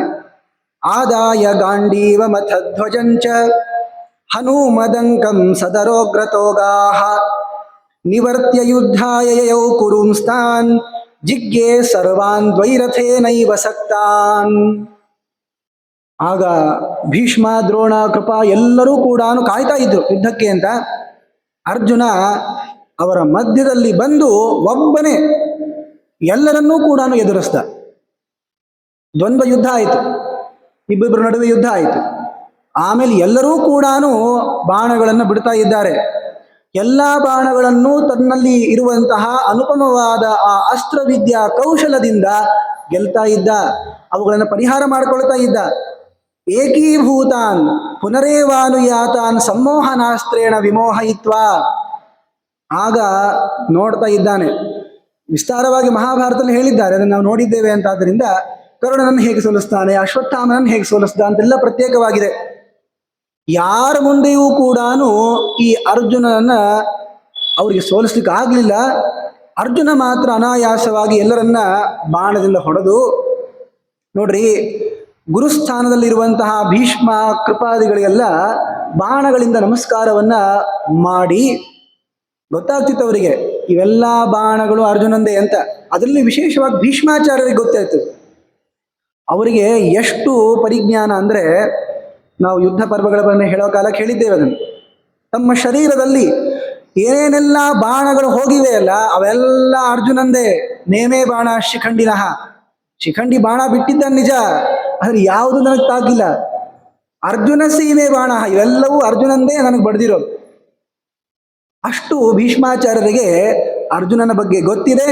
ಅರ್ಜುನನ ಪರಾಕ್ರಮ ತಿಳ್ಕೊಂಡಿದ್ದಾರೆ. ಯಾವಾಗೆಲ್ಲ ಕರ್ಣ ನಾ ಅರ್ಜುನನ ಸೋಲಿಸ್ತೀನಿ ಅಂತ ಹೇಳ್ತಾನೋ, ಆಗೆಲ್ಲ ಭೀಷ್ಮಾಚಾರ್ಯ ಸುಮ್ಮನೆ ಕೊಡು, ನಿನ್ನ ಕೈಲಾಗಲ್ಲ ಅಂತಾನೆ ಹೇಳ್ತಿದ್ರು. ಹೀಗೆ ಎಲ್ಲರನ್ನ ಸೋಲಿಸಿ ಕೊನೆಗೆ ಅರ್ಜುನ ತಾನು ಸಮ್ಮೋಹನಾಸ್ತ್ರದ ಪ್ರಯೋಗವನ್ನು ಮಾಡ್ತಾನೆ. ಎಲ್ಲರಿಗೂ ಕೂಡ ಅಜ್ಞಾನ ಉಂಟಾಗಬೇಕು, ಮೈ ಮೇಲೆ ಎಚ್ಚರ ತಪ್ಪಬೇಕು. ಯಾಕೆ? ಅವ್ರ ಬಟ್ಟೆಯನ್ನು ತಗೊಂಡು ಹೋಗ್ಬೇಕು ನೋಡ್ರಿ. ಅದಕ್ಕೋಸ್ಕರ ಅರ್ಜುನ ಏನು ಮಾಡ್ತಾನೆ, ಸಮ್ಮೋಹನಾಸ್ತ್ರದ ಪ್ರಯೋಗವನ್ನು ಮಾಡ್ತಾ ಇದ್ದಾನೆ. ಎಲ್ಲರನ್ನೂ ಕೂಡ ಮೋಹಿಸಿದ, ಭೀಷ್ಮರನ್ನ ಬಿಟ್ಟು. ಭೀಷ್ಮಾಚಾರ್ಯರಿಗೆ ಈ ಅಸ್ತ್ರವನ್ನ ಹೇಗೆ ನಿವಾರಣೆ ಮಾಡಿಕೊಳ್ಳಬೇಕು ಅಂತ ಅವ್ರಿಗೆ ಗೊತ್ತಿತ್ತು. ಆದರೆ ಭೀಷ್ಮಾಚಾರ್ಯ ಸುಮ್ಮನೆ ಇರ್ತಾರೆ, ಇವರೆಲ್ಲ ಬಟ್ಟೆಯನ್ನ ತೆಗೆದುಕೊಂಡು ಹೊಡೋ ಕಾಲಕ್ಕೆ. ಸಮ್ಮೋಹನಾಸ್ತ್ರ ಪ್ರಯೋಗ ಮಾಡಿದ ಅರ್ಜುನ. ಜಗ್ರಾಹ ತೇಷಾಂ ಉತ್ತರೀಯಾಣ್ಯ ನೃತೇತು ಭೀಷ್ಮಸ್ಯ ವೇದಾಸ್ತ್ರಘಾತಂ ಸಯೇವ. ಅರ್ಜುನ ಬಿಟ್ಟಿರುವ ಸಮ್ಮೋಹಾಸ್ತ್ರವನ್ನ ಪರಿಹಾರ ಮಾಡಿಕೊಳ್ಳುವ ಸಾಮರ್ಥ್ಯ ಭೀಷ್ಮನಿಗೆ ಒಬ್ಬರಿಗೆ ಇತ್ತು. ಅವರು ಸಮ್ಮೋಹಿತರಾಗದೆ ಹಾಗೆ ಇದ್ದಾರೆ. ಅರ್ಜುನ ಹೇಳ್ದ, ಉತ್ತರ ಹೋಗು, ಅವ್ರದೆಲ್ಲ ಆಭರಣ ಉತ್ತರೀಯ ವಸ್ತ್ರವನ್ನ ಎಳ್ಕೊಂಡು ಬಾ ಅಂತ ಹೇಳಿ ಕಳಿಸಿದ. ಆಗ ಭೀಷ್ಮಾಚಾರ್ಯರು ಕೂಡ ಸುಮ್ಮನೆ ಇತ್ತು, ಗೊತ್ತಿತ್ತು ಅವ್ರಿಗೆ, ಆಗಲಿ ಅಂತಲೇ ಇತ್ತು ಅವರಿಗೆ. ಕೊನೆಗೆ ಉತ್ತರ ತಾನು ಎಲ್ಲ ಅವರ ಬಟ್ಟೆಯನ್ನು ತೆಗೆದುಕೊಂಡು ಬರ್ತಾನೆ. ಭೀಷ್ಮಾಚಾರ್ಯರಿಗೆ ನಮಸ್ಕಾರ ಹಾಕಬೇಕಲ್ಲ, ಬಾಣಗಳಿಂದ ಭೀಷ್ಮಾಚಾರ್ಯರಿಗೆ ವಂದಿಸಿ ಅಲ್ಲಿಂದ ಹೊರಟು ಹೋಗ್ಬಿಡ್ತಾರೆ. ಇವರಿಗೆ ಸೋಲಾಯ್ತಲ್ಲ, ಇನ್ನೇನು ಇವರು ಯುದ್ಧಕ್ಕೆ ಬರಲ್ಲ, ಆದ್ರಿಂದ ಇವರು ಕೂಡ ಹೊರಟು ಹೋದ್ರು. ಮತ್ತೆ ಸ್ಮಶಾನಕ್ಕೆ ಬಂದಿದ್ದಾರೆ. ಸ್ಮಶಾನಕ್ಕೆ ಬಂದು ತಮ್ಮ ಎಲ್ಲ ಆಯುಧಗಳನ್ನು ಹೇಗಿತ್ತು ಹಾಗೆ ಕಟ್ಟಿ ಮತ್ತೆ ಗಿಡದಲ್ಲಿ ಇಟ್ಟಿದ್ದಾರೆ. ಗಿಡದಲ್ಲಿ ಇಟ್ಟು ಆ ಶಮಿ ವೃಕ್ಷಕ್ಕೆ ಪ್ರದಕ್ಷಿಣೆ ಹಾಕಿದ್ರು. ಮತ್ತೆ ಅದರ ಅನುಗ್ರಹದಿಂದಲೇ ನಾವು ಗೆದ್ದಿರೋದು, ಅಂದರೆ ಪರಮಾತ್ಮನ ಅನುಗ್ರಹದಿಂದಲೇ ಆಗಿರೋದು. ವಿಶೇಷವಾಗಿ ಆ ಬನ್ನಿ ಗಿಡದಲ್ಲಿ ಇಟ್ಟಿರುವ ಕಾರಣದಿಂದ ನಮಗೆ ಯುದ್ಧ ಅನಾಯಾಸವಾಗಿ ಜಯಪ್ರದವಾಗಿದೆ. ಸರಿ ಅಂತ ಹೇಳಿ ಉತ್ತರನಿಗೆ ಹೇಳಿದರು, ನೋಡಪ್ಪ, ನಾ ಅರ್ಜುನ ಅಂತ ನಿನ್ನ ಮುಂದೆ ಹೇಳಿದ್ದೀನಲ್ಲ, ನೀ ಯಾರ ಮುಂದೆ ಹೇಳಲಿಕ್ಕೆ ಹೋಗ್ಬೇಡ, ನಾವೆಲ್ಲ ಹೇಳ್ತೀವಿ ಮುಂದೆ, ಸುಮ್ಮನೆ ಇರು ಅಂತ ಹೇಳಿದರು. ಆಯ್ತ್ರಿ ಅಂದ ಅವನಿಗೆ ಭಾರಿ ಆಶ್ಚರ್ಯ. ಏನ್ರಿ, ಅರ್ಜುನ ನನ್ನ ಪಕ್ಕ ಕೂತ್ಕೊಂಡಿದ್ದಾನೆ, ನನ್ನ ಸಾರಥಿ ಆಗಿದ್ದ ಅರ್ಜುನ, ನಾ ಅರ್ಜುನನಿಗೆ ಸಾರಥಿ ಆಗಿದ್ದೇನೆ ಅಂದರೆ ಇದಕ್ಕೇನು ಅರ್ಥ? ನೋಡ್ರಿ, ಪಾಂಡವರ ಬಗ್ಗೆ ಎಷ್ಟೆಲ್ಲ ಪ್ರಸಿದ್ಧಿ ಆಗಿತ್ತು ಅಂದರೆ, ಸ್ವತಃ ಉತ್ತರನಿಗೂ ಪಾಂಡವರ ಬಗ್ಗೆ ಬಹಳ ಗೌರವ ಇತ್ತು. ಯಾವಾಗಲೂ ಯಾರ ಬಗ್ಗೆ ನಾವು ನೋಡದೇನೆ ತುಂಬ ಗೌರವವನ್ನು ಇಟ್ಕೊಂಡಿರ್ತೀವಲ್ಲ, ಅಂಥವ್ರು ಎದುರಿಗೆ ಬಂದರೆ ಮೊದಲಿಗೆ ಆಗೋದು ಭಯ. ಆಮೇಲೆ ಅವರು ಹೇಗೆ ಮಾತಾಡ್ತಾರೆ, ಅವರು ದಯಾ ಸೌಹಾರ್ದ ಮುಂತಾದ ಗುಣ ನೋಡಿಕೊಂಡು ಅವ್ರ ಹತ್ರಕ್ಕೆ ಹೋಗ್ಲಿಕ್ಕೆ ಪ್ರಯತ್ನ ಮಾಡ್ತಾರೆ ಜನ. ಸರಿ ಆಯಿತು ಅಂತ ಉತ್ತರನಿಗೆ ಹೇಳ್ತಾನೆ. ಮತ್ತೆ ಸುದ್ದಿ ಆಗ್ಬೇಕಲ್ಲ, ಉತ್ತರನೇ ಎಲ್ಲರನ್ನ ಗೆದ್ದ ಅಂತ ಹೇಳಿ ಕಳಿಸಿದ್ರು ಜನಕ್ಕೆ. ಏನ್ರಿ ಉತ್ತರ? ಎಲ್ಲ ಕೌರವರನ್ನು ಒಬ್ಬನೇ, ಅದು ಒಬ್ಬ ಷಂಡನನ್ನ ಸಾರಥಿ ಮಾಡ್ಕೊಂಡು ಗೆದ್ದಿದ್ದ ನೋಡ್ರಿ ಅಂತಿದ್ರಿ ನೀವು ಉತ್ತರನ ಕೈಲಾಗಲ್ಲ ಅಂತ. ನೋಡ್ರಿ, ಭೀಷ್ಮ, ದ್ರೋಣ, ಕೃಪ, ಅಶ್ವತ್ಥಾಮ ಎಲ್ಲರನ್ನೂ ಕೂಡ ಈತನೇ ಗೆದ್ದಿರೋದು ಅಂತ ಎಲ್ಲ ಕಡೆ ಸುದ್ದಿ ಹಬ್ಬಿಸಿದ್ರು. ವಿರಾಟ ರಾಜ ಹಾಗೂ ಧರ್ಮರಾಜ ಸ್ವಾಮಿಗಳು ಇಬ್ರು ದ್ಯೂತ ಆಡ್ತಿರ್ತಾರೆ. ಆಗ ಸುದ್ದಿ ಕೇಳಿಸ್ತು. ಯಾವ ತಂದೆಗೆ ಮಗ ಚಲೋ ಮಾಡಿದ್ದಾನೆ ಅನ್ನುವಂತಹ ಸುದ್ದಿ ಕೇಳಿದ್ರೆ ಸಂತೋಷ ಆಗಲ್ಲ ಹೇಳಿ. ಮಾಡ್ಯಾನೋ ಬಿಟ್ಟಾನೋ ಗೊತ್ತಿಲ್ಲ. ಜ್ಞಾನಂ ಪರೋಕ್ಷ ಪದಮಪ್ಪಿ ಮದೇಷ್ಟ ಹೇತು. ಜ್ಞಾನ ಬಂದ್ರೆ ಸಾಕಲ್ಲ, ಸಂತೋಷ ಆಗ್ತದೆ. ಭಾರಿ ಸಂತೋಷ ಆಗ್ಬಿಡ್ತು ವಿರಾಟನಿಗೆ. ಏನ್ರಿ, ನನ್ನ ಮಗ ಭೀಷ್ಮ ದ್ರೋಣರನ್ನು ಗೆದ್ದಿದ್ದಾನೆ ಅಂದ್ರೆ ಬಹಳ ಆಶ್ಚರ್ಯ ಆಯ್ತು. ಆಗ ಇದನ್ನ ಅಲ್ಲೇ ಧರ್ಮರಾಜ ಕೇಳಿಸ್ಕೊಂಡ. ಧರ್ಮರಾಜ ಏನನ್ನೋದು? ಆಗ ಹೇಳ್ತಾ ಇದ್ದಾನೆ, ಖರೆ ಅದ, ನಿನ್ನ ಮಗನೇ ಎಲ್ಲರನ್ನ ಗೆದ್ದಿರೋದು. ಆದರೆ ಧ್ರುವ ಏವ ಜಯಸ್ತಸ್ಯ ಯಸ್ಯ ಎಂತ ಬೃಹನ್ನಳ, ಬೃಹನ್ನಳೆ ಎಂಬುವಂತಹ ಸಾರಥಿಯನ್ನ ಇಟ್ಕೊಂಡಿರುವ ಕಾರಣದಿಂದ ಜಯ ಆಗದೇ ಇರ್ತದೇನಪ್ಪ ಅಂದ. ಮಹಾಭಾರತದಲ್ಲಿ ವರ್ಣಿಸ್ತಾರೆ ಹೇಗೆ ಧರ್ಮರಾಜ ಹೇಳ್ದ ಅಂತ. ಉತ್ತರನಿಗೆ ಸಾಮರ್ಥ್ಯ ಏನೋ ಇದೆ, ಆದರೆ ಭೀಷ್ಮಾದಿಗಳನ್ನು ಗೆಲ್ತಾನೆ ಅಂತ ಅಂದ್ರೆ ಸ್ವಲ್ಪ ವಿಚಾರ ಮಾಡೋಕು ಬೇಡ ವಿರಾಟ. ಆದ ವಿಚಾರ ಮಾಡಲಿಲ್ಲ. ಮಕ್ಕಳ ಬಗ್ಗೆ ಹೇಳಿಬಿಟ್ರೆ ಹೆಂಗ್ರಿ, ಇಲ್ಲ ಅಂತನ್ಲಿಕ್ಕೆ ಹೆಂಗಾಗ್ತದೆ? ಅದು ತನ್ನೂರವ್ರನ್ನೇ ಹೇಳಿದ್ದಾರೆ, ಮತ್ತೆ ನಂಬ್ಕೊಂಡು ಕೂತ್ಕೊಂಡಿದ್ದ. ಆದ್ರೆ ಧರ್ಮರಾಜ ಈ ಮಾತನ್ನು ಹೇಳಿದಾಗ ಅವನಿಗೆ ಸಂತೋಷ ಆಗಲಿಲ್ಲ. ಯಾಕೆಂದ್ರೆ ನನ್ನ ಮಗ ಒಬ್ಬ ಷಂಡನಗಿಂತಲೂ ಕೂಡ ಕೆಳಗಾಗ್ತಾನವಲ್ಲ, ಆ ಬೃಹನ್ನಳೆ ಇದನ್ನು ಸಾಧಿಸ್ಕೊಂಡ್ ಬಂದಿರೋದು, ಆತ ಆ ಕೆಲಸ ಮಾಡಿರೋದು. ನನ್ನ ಮಗ ಅಲ್ಲ ಅಂದ್ರೆ ನನ್ನ ಮಗನನ್ನ ಆ ನಪುಂಸಕನಕ್ಕಿಂತಲೂ ಕೂಡ ಕೆಳಗೆ ಅಂತ ಈ ಬ್ರಾಹ್ಮಣ ಅಂತಾನಲ್ಲ, ಈ ಸನ್ಯಾಸಿ ಅಂತ ಸಿಟ್ಟಿಗೆದ್ದು ಆಟ ಆಡ್ತಾ ಇದ್ರಲ್ಲ, ಆ ದಾಳವನ್ನ ಕೈಯಲ್ಲಿ ತಗೊಂಡು ಜೋರಾಗಿ ಧರ್ಮರಾಜನ ಮೇಲೆ ಎಸಿತಾನೆ. ಅದು ಧರ್ಮರಾಜನ ಕಿವಿಗೆ ಬಡಿತದೆ. ಎಷ್ಟು ಜೋರಾಗಿ ಒಗೆದಿದ್ದಾನೆ ಅಂದ್ರೆ ಕಿವಿಯಿಂದ ರಕ್ತ ಬರ್ಲಿಕ್ಕೆ ಪ್ರಾರಂಭ ಆಯಿತು. ಆದ್ರೆ ನೋಡ್ರಿ, ಆ ರಕ್ತ ಕಿವಿಯಿಂದ ಬರ್ತಿರೋ ಕಾಲಕ್ಕೆ ಅಲ್ಲೇ ಇರತಕ್ಕಂತಹ ಸೈರಂಧ್ರಿ ದ್ರೌಪದಿ ದೇವಿ ತನ್ನ ಉತ್ತರೀಯದಲ್ಲಿ ತನ್ನ ಬಟ್ಟೆಯಲ್ಲಿ ಆ ರಕ್ತವನ್ನು ಹಿಡಿತಾಳೆ. ಹಿಡಿದ್ಬಿಟ್ಟು ಬಂಗಾರದ ಪಾತ್ರೆಯಲ್ಲಿ ಹಾಕಿಡ್ತಾಳೆ. ಪಾತ್ರೆಯಲ್ಲೇ ಹಿಡಿದ್ಲು ಅಂತ ಒಂದು ಅಭಿಪ್ರಾಯವೂ ಇದೆ. ಬಟ್ಟೆಯಲ್ಲಿ ಹಿಡಿದು ಬಿಟ್ಟು ಅದನ್ನ ಬಂಗಾರದ ಪಾತ್ರೆಯಲ್ಲಿ ಇಟ್ಲು ಅಂತನೂ ಬರ್ತದೆ. ಆಗ ಹೇಳ್ತಾನೆ, ರಾಜನೇ ಕೇಳ್ತಾನೆ, ಸೈರಂಧ್ರಿ ಕಿಮಿದಂ ರಕ್ತಂ ಉತ್ತರೀಯೇಣ ಗೃಹ್ಯತೆ. ನೀ ಯಾಕೆ ನಡುವು ಬರ್ತೀಯ ಇದೆಯಾ? ನೀ ಯಾಕೆ ನಡುವು ಬಂದ್ಬಿಟ್ಟು ನಿನ್ನ ಬಟ್ಟೆಯಲ್ಲಿ ರಕ್ತ ಹಿಡಿತಾ ಇದೆಯಾ ಹೇಳು. ದ್ರೌಪದಿ ದೇವಿಗೆ ಕಣ್ಣಲ್ಲಿ ನೀರು ಬಂದ್ವಂತೆ ಹೊಡೆದಾಗ. ಆದ್ರೆ ಅಳಂಗಿಲ್ಲ. ಯಾಕೆ? ಹತ್ತು ಬಿಟ್ರೆ ಮತ್ತೆ ನಿನಗೂ ಅವನಿಗೇನು ಸಂಬಂಧ? ಸ್ವಾಮಿಗಳಿಗೂ ಆಮೇಲೆ ಸೈರಂಧ್ರಿಗೂ ಏನು ಸಂಬಂಧ ಅಂತ ಕೇಳ್ತಾರೆ. ಇಲ್ಲಿ ಧರ್ಮರಾಜನಿಗೂ ದ್ರೌಪದಿಗೂ ಸಂಬಂಧ ಇದ್ದೇ ಇದೆ. ಆದ್ರಿಂದ ನಿನಗ್ಯಾಕಪ್ಪ ದುಃಖ ಅಂತ ಕೇಳಿದಾಗ ಆಗ ಒಂದು ಮಾತು ಹೇಳ್ತಾಳೆ ನೋಡ್ರಿ.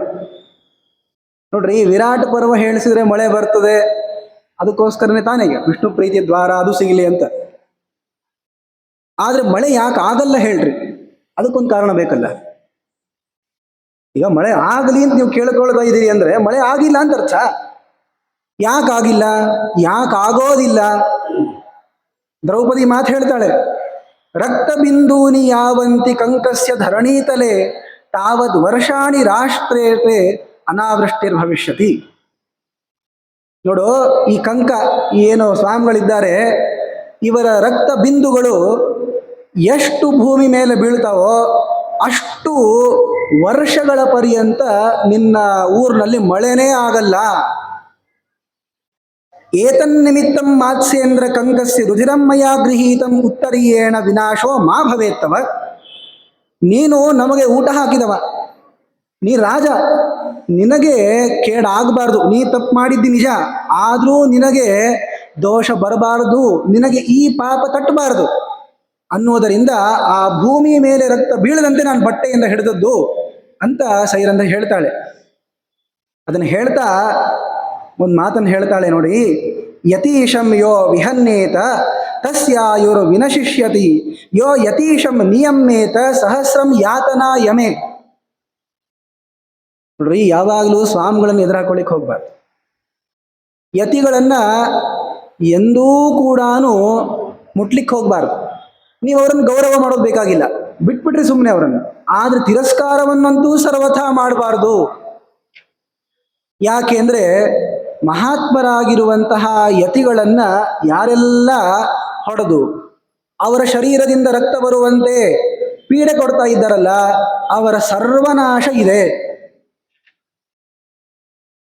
ಯತಿಯು ರಕ್ತಂ ದರ್ಶಯತಿ ಯಾವತ್ ಪಾಂಸು ಅಗೃಹ್ಯತ ತಾವಂತಹ ಪಿತೃಲೋಕಸ್ಥಾಹ ಪಿತರಃ ಪ್ರಪತಂತ್ಯಧಃ. ಈತ ಅಲ್ಲ, ಈತನ ತಾತ ಮುತ್ತಾತ ಎಲ್ಲರೂ ಕೂಡ ಹಾಳಾಗಿ ಹೋಗ್ಬಿಡ್ತಾರೆ ಯತಿಯ ಶರೀರದಿಂದ ರಕ್ತ ಬಂದ್ರೆ.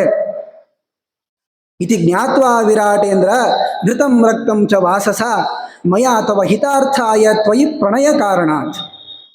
ಆದ್ರಿಂದ ನೀನೇನೋ ಮಾಡಿದೀಯ, ಅದನ್ನ ಧರ್ಮರಾಜ ಕ್ಷಮೆ ಮಾಡ್ತಾನೆ, ಆದರೆ ಭಗವಂತ ಕ್ಷಮೆ ಮಾಡಬೇಕಲ್ಲ. ಈ ದೋಷ ನಿನಗೆ ತಟ್ಟಬಾರದು ಅಂತ ಆದ್ರಿಂದಲೇನೆ ನಾನು ಈ ರಕ್ತ ಕೆಳಗೆ ಬೀಳದಂತೆ ಹಿಡಿದದ್ದು ಅಂತ ದ್ರೌಪದಿ ಹೇಳ್ತಾಳೆ. ವಿರಾಟನಿಗೆ ಸ್ವಲ್ಪ ಭಯವೇ ಆಯಿತು.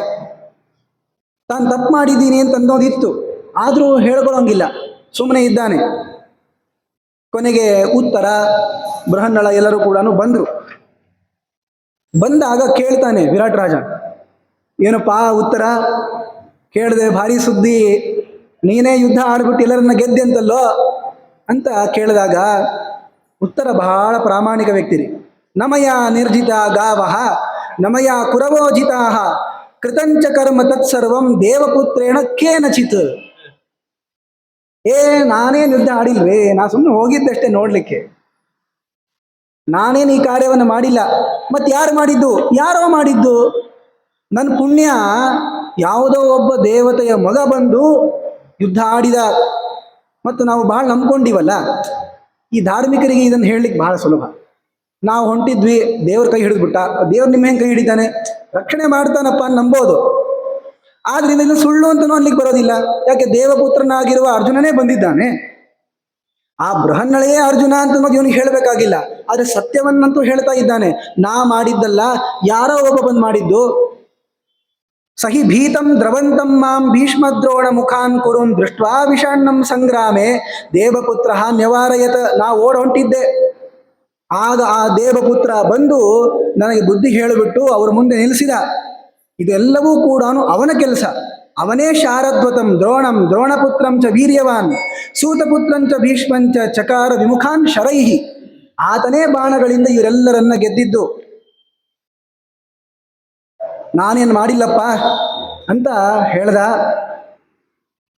ಉತ್ತರನಿಗೆ ಗೊತ್ತಾಯಿತು ತಮ್ಮಪ್ಪ ಧರ್ಮರಾಜನ ಕಿವಿಗೆ ಹೊಡೆದಿದ್ದಾನೆ ಅಂತ. ಆದರೆ ಆವಾಗಲೇ ಹೇಳುವಂಗಿಲ್ಲ, ಯಾಕೆ ಅರ್ಜುನ ಹೇಳಿದ್ದಾನಲ್ಲ, ಯಾರ ಮುಂದೆ ಹೇಳಿಕ್ಕೆ ಹೋಗ್ಬೇಡ, ನಾವೇ ಪ್ರಕಾಶ ಮಾಡ್ತೀವಿ ಅಂತ. ಕೊನೆಗೆ ಇವರೆಲ್ಲರೂ ಕೂಡ ಒಂದ್ ಕಡೆ ಸೇರ್ಕೊಳ್ತಾರೆ. ಸೇರ್ಕೊಂಡಾಗ ಭೀಮ ನೋಡ್ತಾನೆ, ನಮ್ಮ ಅಣ್ಣನಿಗೆ ವಿರಾಟ ಹೊಡೆದಿದ್ದಾನ, ಮಾಡ್ತೀನಿ ಅಂದ ಅವನು. ಯಾಕೆಂದ್ರೆ ಅರ್ಜುನ ಹಾಗೂ ಭೀಮ ಇಬ್ಬರಿಗೂ ಕೂಡ ಒಂದು ತಾವು ಪ್ರತಿಜ್ಞೆಯನ್ನು ತೊಟ್ಟಿರ್ತಾರೆ. ಅರ್ಜುನ ಅದನ್ನ ಗಾಂಡೀವ ಧನುಸ್ಸಿನ ಬಗ್ಗೆ ಹೇಳೋ ಕಾಲಕ್ಕೆ ಹೇಳಿರ್ತಾನೆ, ಈ ಗಾಂಡೀವ ಧನುಸ್ಸನ್ನು ನಾನು ಯಾಕೆ ಬಳಸ್ತೀನಿ ಗೊತ್ತಾ, ಯಾರಾದರೂ ಧರ್ಮರಾಜನನ್ನು ಮುಟ್ಲಿಕ್ಕೆ ಬರ್ತಾರೆ ಅಂತಂದ್ರೆ ಆ ವ್ಯಕ್ತಿಗಳನ್ನ ನಿರ್ನಾಮ ಮಾಡ್ಲಿಕ್ಕೆ ಬಳಸೋದು ಈ ಗಾಂಡೀವನ್ನ ಅಂತ ಹೇಳಿರ್ತಾನ ಅವನು. ಅದು ಉತ್ತರ ನೆನಪಾಯ್ತು, ಅಯ್ಯೋ ನಮ್ಮ ಅಪ್ಪನ ಕೊಲ್ತಾರೆ ಇವರು ಅಂತ. ಹಾಗೇನು ಮಾಡೋದಿಲ್ಲ, ಅದು ಸಿಟ್ಟಂತೂ ಬಂದಿದೆ. ಆಗ ಧರ್ಮರಾಜ ಹೇಳ್ದ, ಇಲ್ಲಪ್ಪ, ವಿರಾಟನಿಗೆ ನಾನು ಯಾರು ಅಂತ ಗೊತ್ತಿಲ್ಲ, ನೀನು ಯಾರು ಅಂತ ಗೊತ್ತಿಲ್ಲ. ಮೇಲ್ನೋಟಕ್ಕೆ ಆ ಬೃಹನ್ನಳೆಯ ವೇಷವನ್ನು ನೋಡಿ ಆ ಕೆಲಸವನ್ನ ಮಾಡಿದ್ದು ಈತ ಅಂತ ಹೇಳಿದಾಗ ಸಿಟ್ಟು ಬಂದಿದೆ ಅಷ್ಟೇ, ಅವನೇನು ತಪ್ಪಿಲ್ಲ ಅಂದ ಧರ್ಮರಾಜ. ಇವ್ರಿಗೆ ಮತ್ತೆ ಅಯ್ಯೋ ನಮ್ಮಣ್ಣ ಮತ್ತೆ ಕ್ಷಮಾ ಮಾಡ್ದ, ಏನ್ ಮಾಡೋಂಗಿಲ್ಲ, ಹೇಳೋದಂತೂ ಇವ್ರ ಕರ್ತವ್ಯ. ಆತ ಹೊಡಿ ಅಂತಂದ್ರೆ ಹೋಗಬೇಕು, ಇಲ್ಲ ಅಂದ್ರೆ ಇಲ್ಲ. ಇದನ್ನು ಆಚಾರ್ಯರು ಹಿಂದಕ್ಕೂ ಹೇಳಿದ್ದಾರೆ. ಭೀಮಸೇನ ದೇವರು ಇದಕ್ಕೆ ಅಣ್ಣ ಆಗಿಲ್ಲ ಅಂತ. ಯಾಕೆ ಭೀಮಸೇನ ದೇವರು ಯಮಧರ್ಮರಾಜನ ತಮ್ಮ ಆಗಿ ಹುಟ್ಟಿದ್ರು? ಭೀಮನೇ ದೊಡ್ಡವನಾಗ್ಬೋದಾಗಿತ್ತಲ್ಲ ಅಂದ್ರೆ ತಾತ್ಪರ್ಯ ನಿರ್ಣಯದಲ್ಲಿ ಇದೇ ಉತ್ತರ ಕೊಟ್ಟಿದ್ದಾರೆ. ಈತ ಅಣ್ಣ ಆದ ಅಂತ ಇಟ್ಕೊಳ್ರಿ, ಯಾರು ಹೇಳೋರಿಲ್ಲ ಕೇಳೋರಿಲ್ಲ. ಈಗ ಹೋಗ್ಬಿಟ್ಟು ವಿರಾಟನನ್ನು ಕೊಂದು ಬಿಡುತ್ತಾನಷ್ಟೇ. ಅಲ್ಲ, ಬಹಳ ಚಲೋ ಆಯ್ತಲ್ರಿ ನೀವು ಅಂತೀರಿ. ಅವು ಮಹಾಭಾರತನೇ ಆಗಂಗಿಲ್ಲ. ಯಾವಾಗ 16ನೇ ವಯಸ್ಸಿಗೆ ಇವರು ಊರನ್ನು ಪ್ರವೇಶ ಮಾಡಿರ್ತಾರೆ, ಆಗಲೇ ಕೃಷ್ಣನಿಂದೆಯನ್ನ ತನ್ನನ್ನ ದ್ವೇಷ ಮಾಡೋದನ್ನ ದುರ್ಯೋಧನಾದಿಗಳು ಮಾಡ್ತಾನೆ ಇರ್ತಾರೆ. ಆವಾಗಲೇ ಹೊಡೆದು ಮುಗಿಸ್ಬಿಡ್ತಿದ್ರು. ಆದಿಪರ್ವಕ್ಕೆ ಸಮಾಪ್ತಿ ಮಹಾಭಾರತ. ಅದಕ್ಕೋಸ್ಕರನೇ ತನ್ನ ಧರ್ಮ ಇದೆ, ಯಾರೆಲ್ಲ ಕೃಷ್ಣನಿಂದ ಕರಿದ್ದಾರೋ ಅವರನ್ನ ಸಂಹಾರ ಮಾಡ್ತೀನಿ ಅಂತ. ಆ ಧರ್ಮವನ್ನು ತಾವು ಉಳಿಸ್ಕೊಳ್ಬೇಕು. ಹಾಗೆ ಯಾರ್ಯಾರೆಲ್ಲ ಸಂಹಾರದ ಪ್ರಸಕ್ತಿ ಇದೆ ಅವಾಗೆಲ್ಲ ಅವರು ಆ ಧರ್ಮರಾಜನಿಂದ ನಿಷಿದ್ಧರಾಗಿ, ಇನ್ನು ಮುಂದಾಗಲಿ, ಆಮೇಲೆ ಕೊಲ್ಲು, ಮುಂದೆ ಯುದ್ಧ ಆಗಲಿ, ಅವಾಗ ಕೊಲ್ಲು ಅಂತ ಹೇಳಿ ತಡಿತಾರಲ್ಲ, ಇದು ತಡಿಬೇಕು ಅನ್ನೋ ದೃಷ್ಟಿಯಿಂದಲೇನೆ ಭೀಮಸೇನ ಧರ್ಮರಾಜನ ತಮ್ಮನಾಗಿ ಹುಟ್ಟಿದ. ತಾ ಹೋಗ್ತಾ ಇದ್ದ ಹೊಡಿತೀನಿ ಅಂತ, ಆಗ ಧರ್ಮರಾಜ ತಡಿತಾ ಇದ್ದ. ಅದಕ್ಕೋಸ್ಕರನೇ ಇಷ್ಟಾದರೂ ಆಗಿದೆ. ಕೊನೆಗೆ ಅರ್ಜುನ ಭೀಮ ಇಬ್ರು ಕೂಡ ಏನನ್ನು ಮಾಡಲಿಲ್ಲ. ಮರುದಿನ ತಮ್ಮ ಎಲ್ಲ ರೂಪಗಳನ್ನು ಬಿಟ್ಟು ನಿಜ ಸ್ವರೂಪೇಣ ಸಮಾಸ್ಥಿತ ಅನ್ನೋ ಯದಿ ಸ್ಮನಾಸೌ ಪ್ರಣಿಪಾತ ಪೂರ್ವಕಂ ಹೇಳ್ತಾರೆ, ನಾವು ನಿಜ ಸ್ವರೂಪದಿಂದ ಹೋಗೋಣಂತೆ. ಆವಾಗ ಆತ ನಮಗೆ ನಮಸ್ಕಾರ ಮಾಡಿಲ್ಲ ಅಂದ್ರೆ ನೋಡ್ಕೊಂಡ್ರೆ ಆಯ್ತಪ್ಪ ಅಂತ ಹೇಳಿದ್ರು. ಸರಿ ಆಯಿತು ಅಂತ ಮರುದಿವಸ ಎಲ್ಲರೂ ಕೂಡ ತಮ್ಮ ಏನು ಭೀಮ, ದುರ್ಯೋಧನ, ಧರ್ಮರಾಜ ಏನು ತಾವೇನು ರೂಪ ಹಾಕೊಂಡಿರ್ತಾರೋ ಅದೇ ರೂಪದಿಂದ ಬರ್ತಾರೆ. ವಿರಾಟ ಕೂಡುವಂತಹ ಆಸನದ ಮೇಲೆ ಧರ್ಮರಾಜ ಕೂತ್ಕೊಂಡಿದ್ದಾನೆ. ಆಗ ವಿರಾಟ ಪ್ರವೇಶವನ್ನು ಮಾಡ್ತಾ ಇದ್ದಾನೆ, ಸಭೆಯನ್ನ ನೋಡ್ತಾ ಇದ್ದಾನೆ. ನನ್ನ ಸ್ಥಳ ಅದು, ರಾಜ ಕೂಡಬೇಕಾಗಿರುವಂತಹ ಸ್ಥಳದಲ್ಲಿ ಕೂತ್ಕೊಂಡಿದ್ದಾನಲ್ಲ. ಕಿಮೇತದ ಇತ್ಯೂಚಿವಾನ್ ಉತ್ತರವಸ್ಮೈ ತಾನ್ ಪಾಂಡವಾನ್ ಗೋ ಗ್ರಹಣೇ ಚ ವೃತ್ತಂ.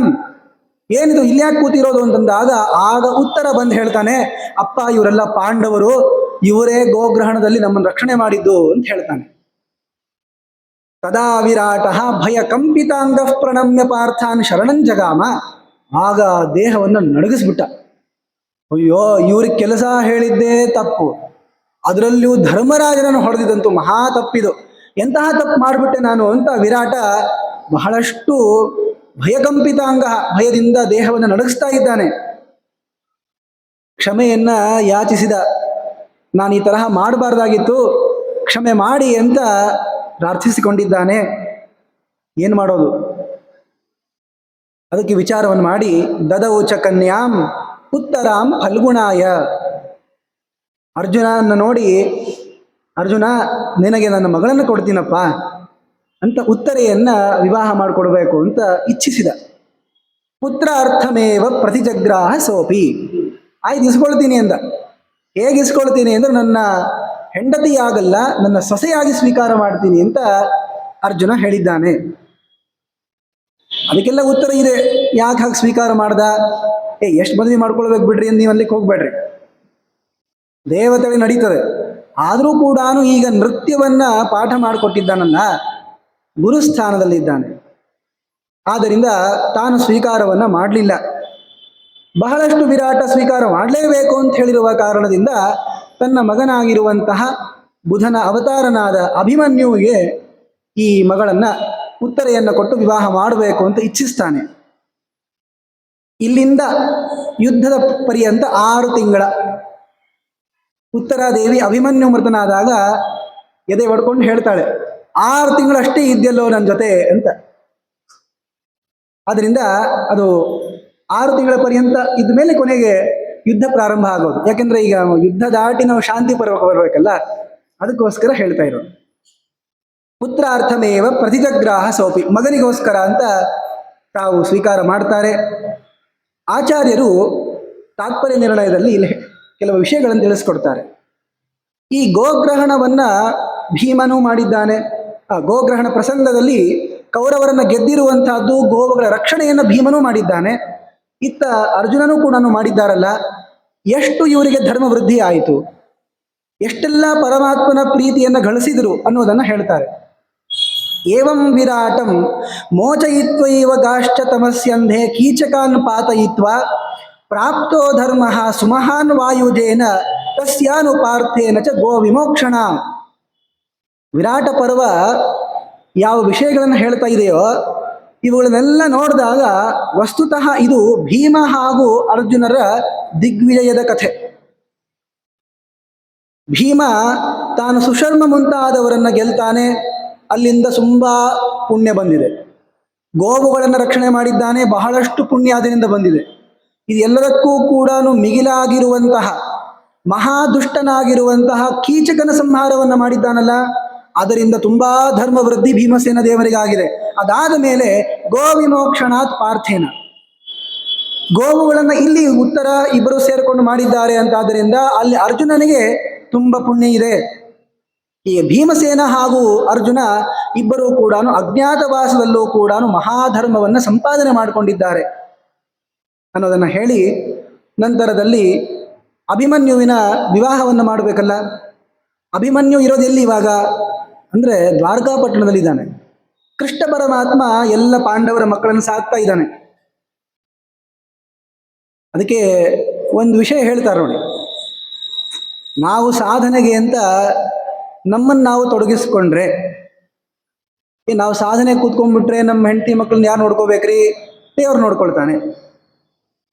ಪಾಂಡವರು ಈಗ ವನವಾಸದಲ್ಲಿದ್ದಾರೆ ತಾನೆ, ವನವಾಸದಲ್ಲಿ ಇವರೇನು ದುಃಖವೇನು ಪಟ್ಟಿಲ್ಲ. ಇದು ಪರಮಾತ್ಮನ ಆಜ್ಞೆ ಇದೆ, ನಾವು ಹಾಗೆ ಮಾಡಬೇಕಾದದ್ದು ಅಂತ ತಿಳ್ಕೊಂಡೇ ಮಾಡ್ತಿರೋದು. ಇಲ್ಲಿ ಅವರು ಕ್ಷತ್ರಿಯರಾಗಿ ಧರ್ಮ ಸಾಧನೆಯನ್ನೇ ಮಾಡ್ತಾ ಇದ್ದಾರೆ. ಆ ಸಂದರ್ಭಕ್ಕೆ ಸ್ವತಃ ವನಪರ್ವದಲ್ಲಿ ಹೇಳಿದಂತೆ ಕೃಷ್ಣನೇ ಎಲ್ಲ ಪಾಂಡವರ ಮಕ್ಕಳನ್ನ ಕರೆದುಕೊಂಡು ಹೋಗ್ತಾನೆ. ತನ್ನ ತಂಗಿಯಾಗಿರುವ ಸುಭದ್ರೆಯನ್ನು ತಾನು ಕರ್ಕೊಂಡು ಹೋಗಿರ್ತಾನೆ. ಕೆಲವರು ಕುಂತಿ ದೇವಿಯಿಂದ ಪ್ರತಿವಾರಿತರಾಗಿ ನಕುಲ ಸಹದೇವರ ಹೆಂಡತಿಯರು ಅಲ್ಲೇ ಊರಿನಲ್ಲೇ ಇರ್ತಾರೆ. ಇನ್ನ ದ್ರೌಪದಿಯ ಮಕ್ಕಳು 5 ಜನ ಕೆಲಕಾಲ ಪರ್ಯಂತ ತಮ್ಮ ಸೋದರ ಮಾವನ ಮನೆಗೆ ಹೋಗಿರ್ತಾರೆ, ಧೃಷ್ಟದ್ಯುಮ್ನ ಮನೆಗೆ ಹೋಗಿರ್ತಾರೆ. ಮತ್ತೆ ಕೃಷ್ಣ ಪರಮಾತ್ಮ ಅವರೆಲ್ಲರನ್ನೂ ತಾನೇ ಕರ್ಕೊಂಡು ಸಾಕ್ತಿರ್ತಾನೆ. ಇಷ್ಟು ಅನುಗ್ರಹವನ್ನ ಕೃಷ್ಣ ಪರಮಾತ್ಮ ಮಾಡಿರ್ತಾನೆ. ವಿಶೇಷವಾಗಿ ಅಭಿಮನ್ಯುವಿನ ಮೇಲೆ ಕೃಷ್ಣನಿಗೆ ಬಹಳ ಪ್ರೀತಿ. ಹೌದು ಬಿಡ್ರಿ, ಮತ್ತೆ ತಂಗಿ ಮಗ ಅಲ್ಲ ಅಂತ ಅನ್ಕೊಳ್ಬೇಡ್ರಿ, ಭೀಮನ ಮಕ್ಕಳು ತಂಗಿ ಮಕ್ಕಳೇ. ಭೀಮಸೇನ ದೇವರಿಗೆ ಒಟ್ಟು 24 ಜನ ಪತ್ನಿಯರಿದ್ದಾರೆ. ಅವುಗಳಲ್ಲಿ 20 ಜನ ಅವರೆಲ್ಲರೂ ಕೂಡ ವಾಸುದೇವ್ಯ, ವಸುದೇವನ ಮಕ್ಕಳವರೆಲ್ಲ. ಮತ್ತು ವಸುದೇವನ ಮಕ್ಕಳು ಅಂದರೆ ಕೃಷ್ಣ ಪರಮಾತ್ಮನ ಅಕ್ಕ ತಂಗಿಯರೇ ಆಗಬೇಕಲ್ಲ.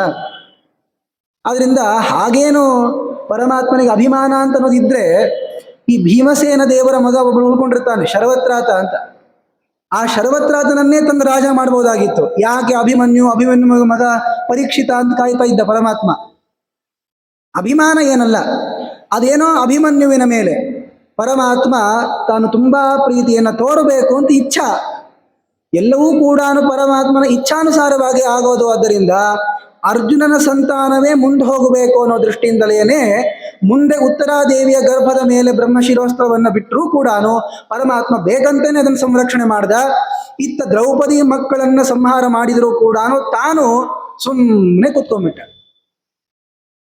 ಇವೆಲ್ಲವೂ ಕೂಡ ಪರಮಾತ್ಮನ ಸಂಕಲ್ಪಾಧೀನವಾಗಿ ನಡೆಯೋದು ಅನ್ನುವಂತಹ ಮಹಾಭಾರತದ ಮುಖ್ಯ ಪ್ರಮೇಯ ಇದು. ಮಹಾಭಾರತದಲ್ಲಿ ಪಾಂಡವರ ಕಥೆ ಹೇಳ್ತಾ ಇದ್ದಾರೆ, ಧರ್ಮ ಬೋಧನೆ ಮಾಡ್ತಾ ಇದ್ದಾರೆ ಅಂತ ಅನ್ನೋದೆಲ್ಲವೂ ಕೂಡ ಅಮುಖ್ಯ ಪ್ರಮೇಯ. ವಿಷ್ಣು ಸರ್ವೋತ್ತಮತ್ವೇ ಪ್ರಧಾನವಾಗಿರುವಂತಹ ವಿಷಯ ಇಲ್ಲಿರೋದು.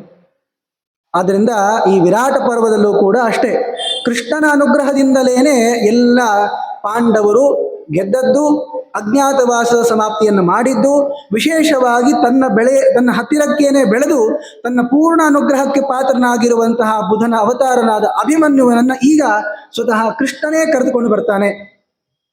ಕರೆದುಕೊಂಡು ಬಂದು ದೊಡ್ಡದಾಗಿರುವಂತಹ ಉತ್ಸವವನ್ನು ಮಾಡಿ ಉತ್ತರಾದೇವಿಯ ಜೊತೆಗೆ ವಿವಾಹವನ್ನು ಮಾಡ್ತಾ ಇದ್ದಾರೆ. ವಿರಾಟ ಪರ್ವದ ಸಮಾಪ್ತಿಯಾಗೋದು ಇಲ್ಲಿಗೇನೆ. ಉತ್ತರ ಹಾಗೂ ಅಭಿಮನ್ಯುವಿನ ವಿವಾಹವನ್ನು ಮಾಡಿಸ್ತಾರೆ. ಪಾಂಡವರಿಗೆ ಬಹಳ ಸಂತೋಷ ಆಗ್ತದೆ. ಕೃಷ್ಣ ಪರಮಾತ್ಮನನ್ನ ನೋಡಿದ್ವಿ ಅಂತಾದ್ದರಿಂದ ಅಜ್ಞಾತವಾಸ ಮುಗೀತು ಅಂತಲ್ಲ, ಅವ್ರು ಕಾಯ್ತಿರ್ತಾರೆ ಕೃಷ್ಣ ಯಾವಾಗ ಬರ್ತಾನೆ. ಕೃಷ್ಣ ಪರಮಾತ್ಮನೂ ಅಷ್ಟೇ, 1000 ರೂಪ ತಗೊಳ್ಳೋ ಸಾಮರ್ಥ್ಯ ಇರೋದ್ರಿಂದ ಒಂದು ರೂಪದಿಂದ ಇಲ್ಲಿ ಇದ್ಬಿಟ್ರೆ ಆಯಿತು ಅಂತಾನೆ ಇದ್ದಾನವನು. ನೀವು ಮಹಾಭಾರತವನ್ನು ನೋಡ್ತಾ ಬಂದಾಗ ಒಂದು ಸಂದೇಹ ಬರ್ತದೆ, ಈ ಕೃಷ್ಣ ದ್ವಾರಕಾ ಕಿಂತಲೂ ಇಂದ್ರಪ್ರಸ್ಥ ಹಸ್ತಿನಾವತಿಯಲ್ಲಿ ಜಾಸ್ತಿ ಇದ್ದ ಅಂತ. ಯಾಕೆಂದ್ರೆ ಪಾಂಡವರನ್ನ ಬಿಟ್ಟಿರ್ಲಿಕ್ಕೆ ಆಗ್ತಿರ್ಲಿಲ್ಲ. ಮಮ ಪ್ರಾಣ ಹಿ ಪಾಂಡವಾಹ ಅಂತ ಮುಂದೆ ಉದ್ಯೋಗ ಪರ್ವದಲ್ಲಿ ಹೇಳ್ತಾನೆ ನೋಡಿ. ಆದ್ದರಿಂದ ಕೃಷ್ಣ ಪರಮಾತ್ಮನು ಬಂದಿರ್ತಾನೆ, ಇತ್ತ ವಿವಾಹವನ್ನ ಮಾಡಿಸಿದ್ದಾರೆ. ಇಲ್ಲಿಗೆ ವಿರಾಟ ಪರ್ವದ ಸಮಾಪ್ತಿ ಆಗ್ತದೆ. ಪ್ರಧಾನವಾದ ಅಂಶ ಏನು ಅಂದ್ರೆ, ಇನ್ನ ಈ ದುರ್ಯೋಧನಾದಿಗಳಿಗೆ ಸಂತೋಷ ಆಗಲಿಲ್ಲ. ಏನ್ ಸಂತೋಷ? ಅಜ್ಞಾತವಾಸದ ಸಮಾಪ್ತಿನೇ ಆಗಿಲ್ಲ, ನಾವು ಅರ್ಜುನನ್ ನೋಡಿದ್ದೇವೆ, ಆದ್ದರಿಂದ ಮತ್ತೆ 12 ವರ್ಷಗಳ ಕಾಲ ವನವಾಸಕ್ಕೆ ಹೋಗಬೇಕು ಅಂತ ಭೀಷ್ಮಾದಿಗಳ ಮುಂದೆ ಹೇಳಿದರು. ಭೀಷ್ಮಾಚಾರ್ಯಂದ್ರು, ಆಗೋಗಿದೆಯಲ್ಲಪ್ಪ, 12 ವರ್ಷ ಆಗೋಗಿದೆ, ಆಮೇಲೆ 13ನೇ ವರ್ಷ ಅಜ್ಞಾತವಾಸವನ್ನು ಕಳೆದಿದ್ದಾರಪ್ಪ ಇವರು. ಯಾಕೆ ನೋಡ್ರಿ, 1 ವರ್ಷದಲ್ಲಿ 12 ತಿಂಗಳಂತೂ ಇರ್ತಾವೆ. ಈ 12 ತಿಂಗಳುಗಳು 13 ಬಾರಿ ಆಗ್ಬರ್ಬೇಕು, ಅವಾಗ 13 ವರ್ಷ ಅಂತ ಆಗ್ತಾವ ತಾನೆ. ಅಷ್ಟಾಗ ಹೋಗಿದೆ ಅಂದ್ರು ಭೀಷ್ಮಾಚಾರ್ಯರು.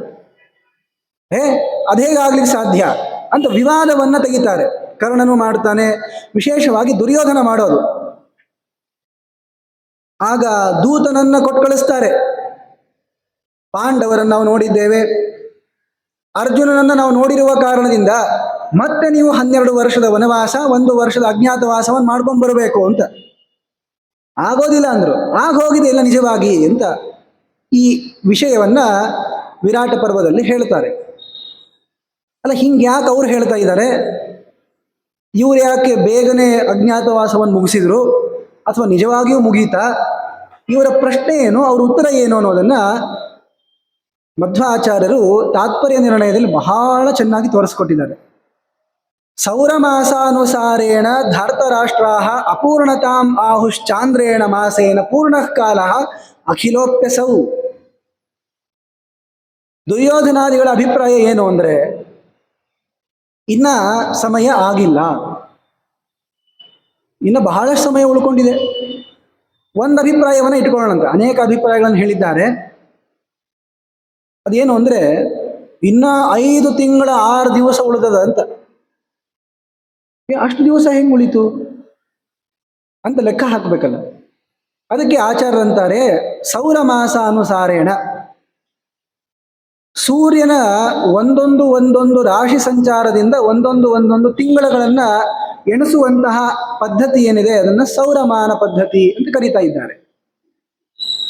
ಈಗ ಇವತ್ತು ಸೂರ್ಯ ಕರ್ಕ ರಾಶಿಗೆ ಬಂದಿದ್ದಾನೆ, ಕರ್ಕ ಸಂಕ್ರಮಣ ಅಂತ ಕರೀತಾ ಇರೋದು. ಕರ್ಕ ಮಾಸ ಅಂದ್ರೆ ಆಷಾಢ ಮಾಸ.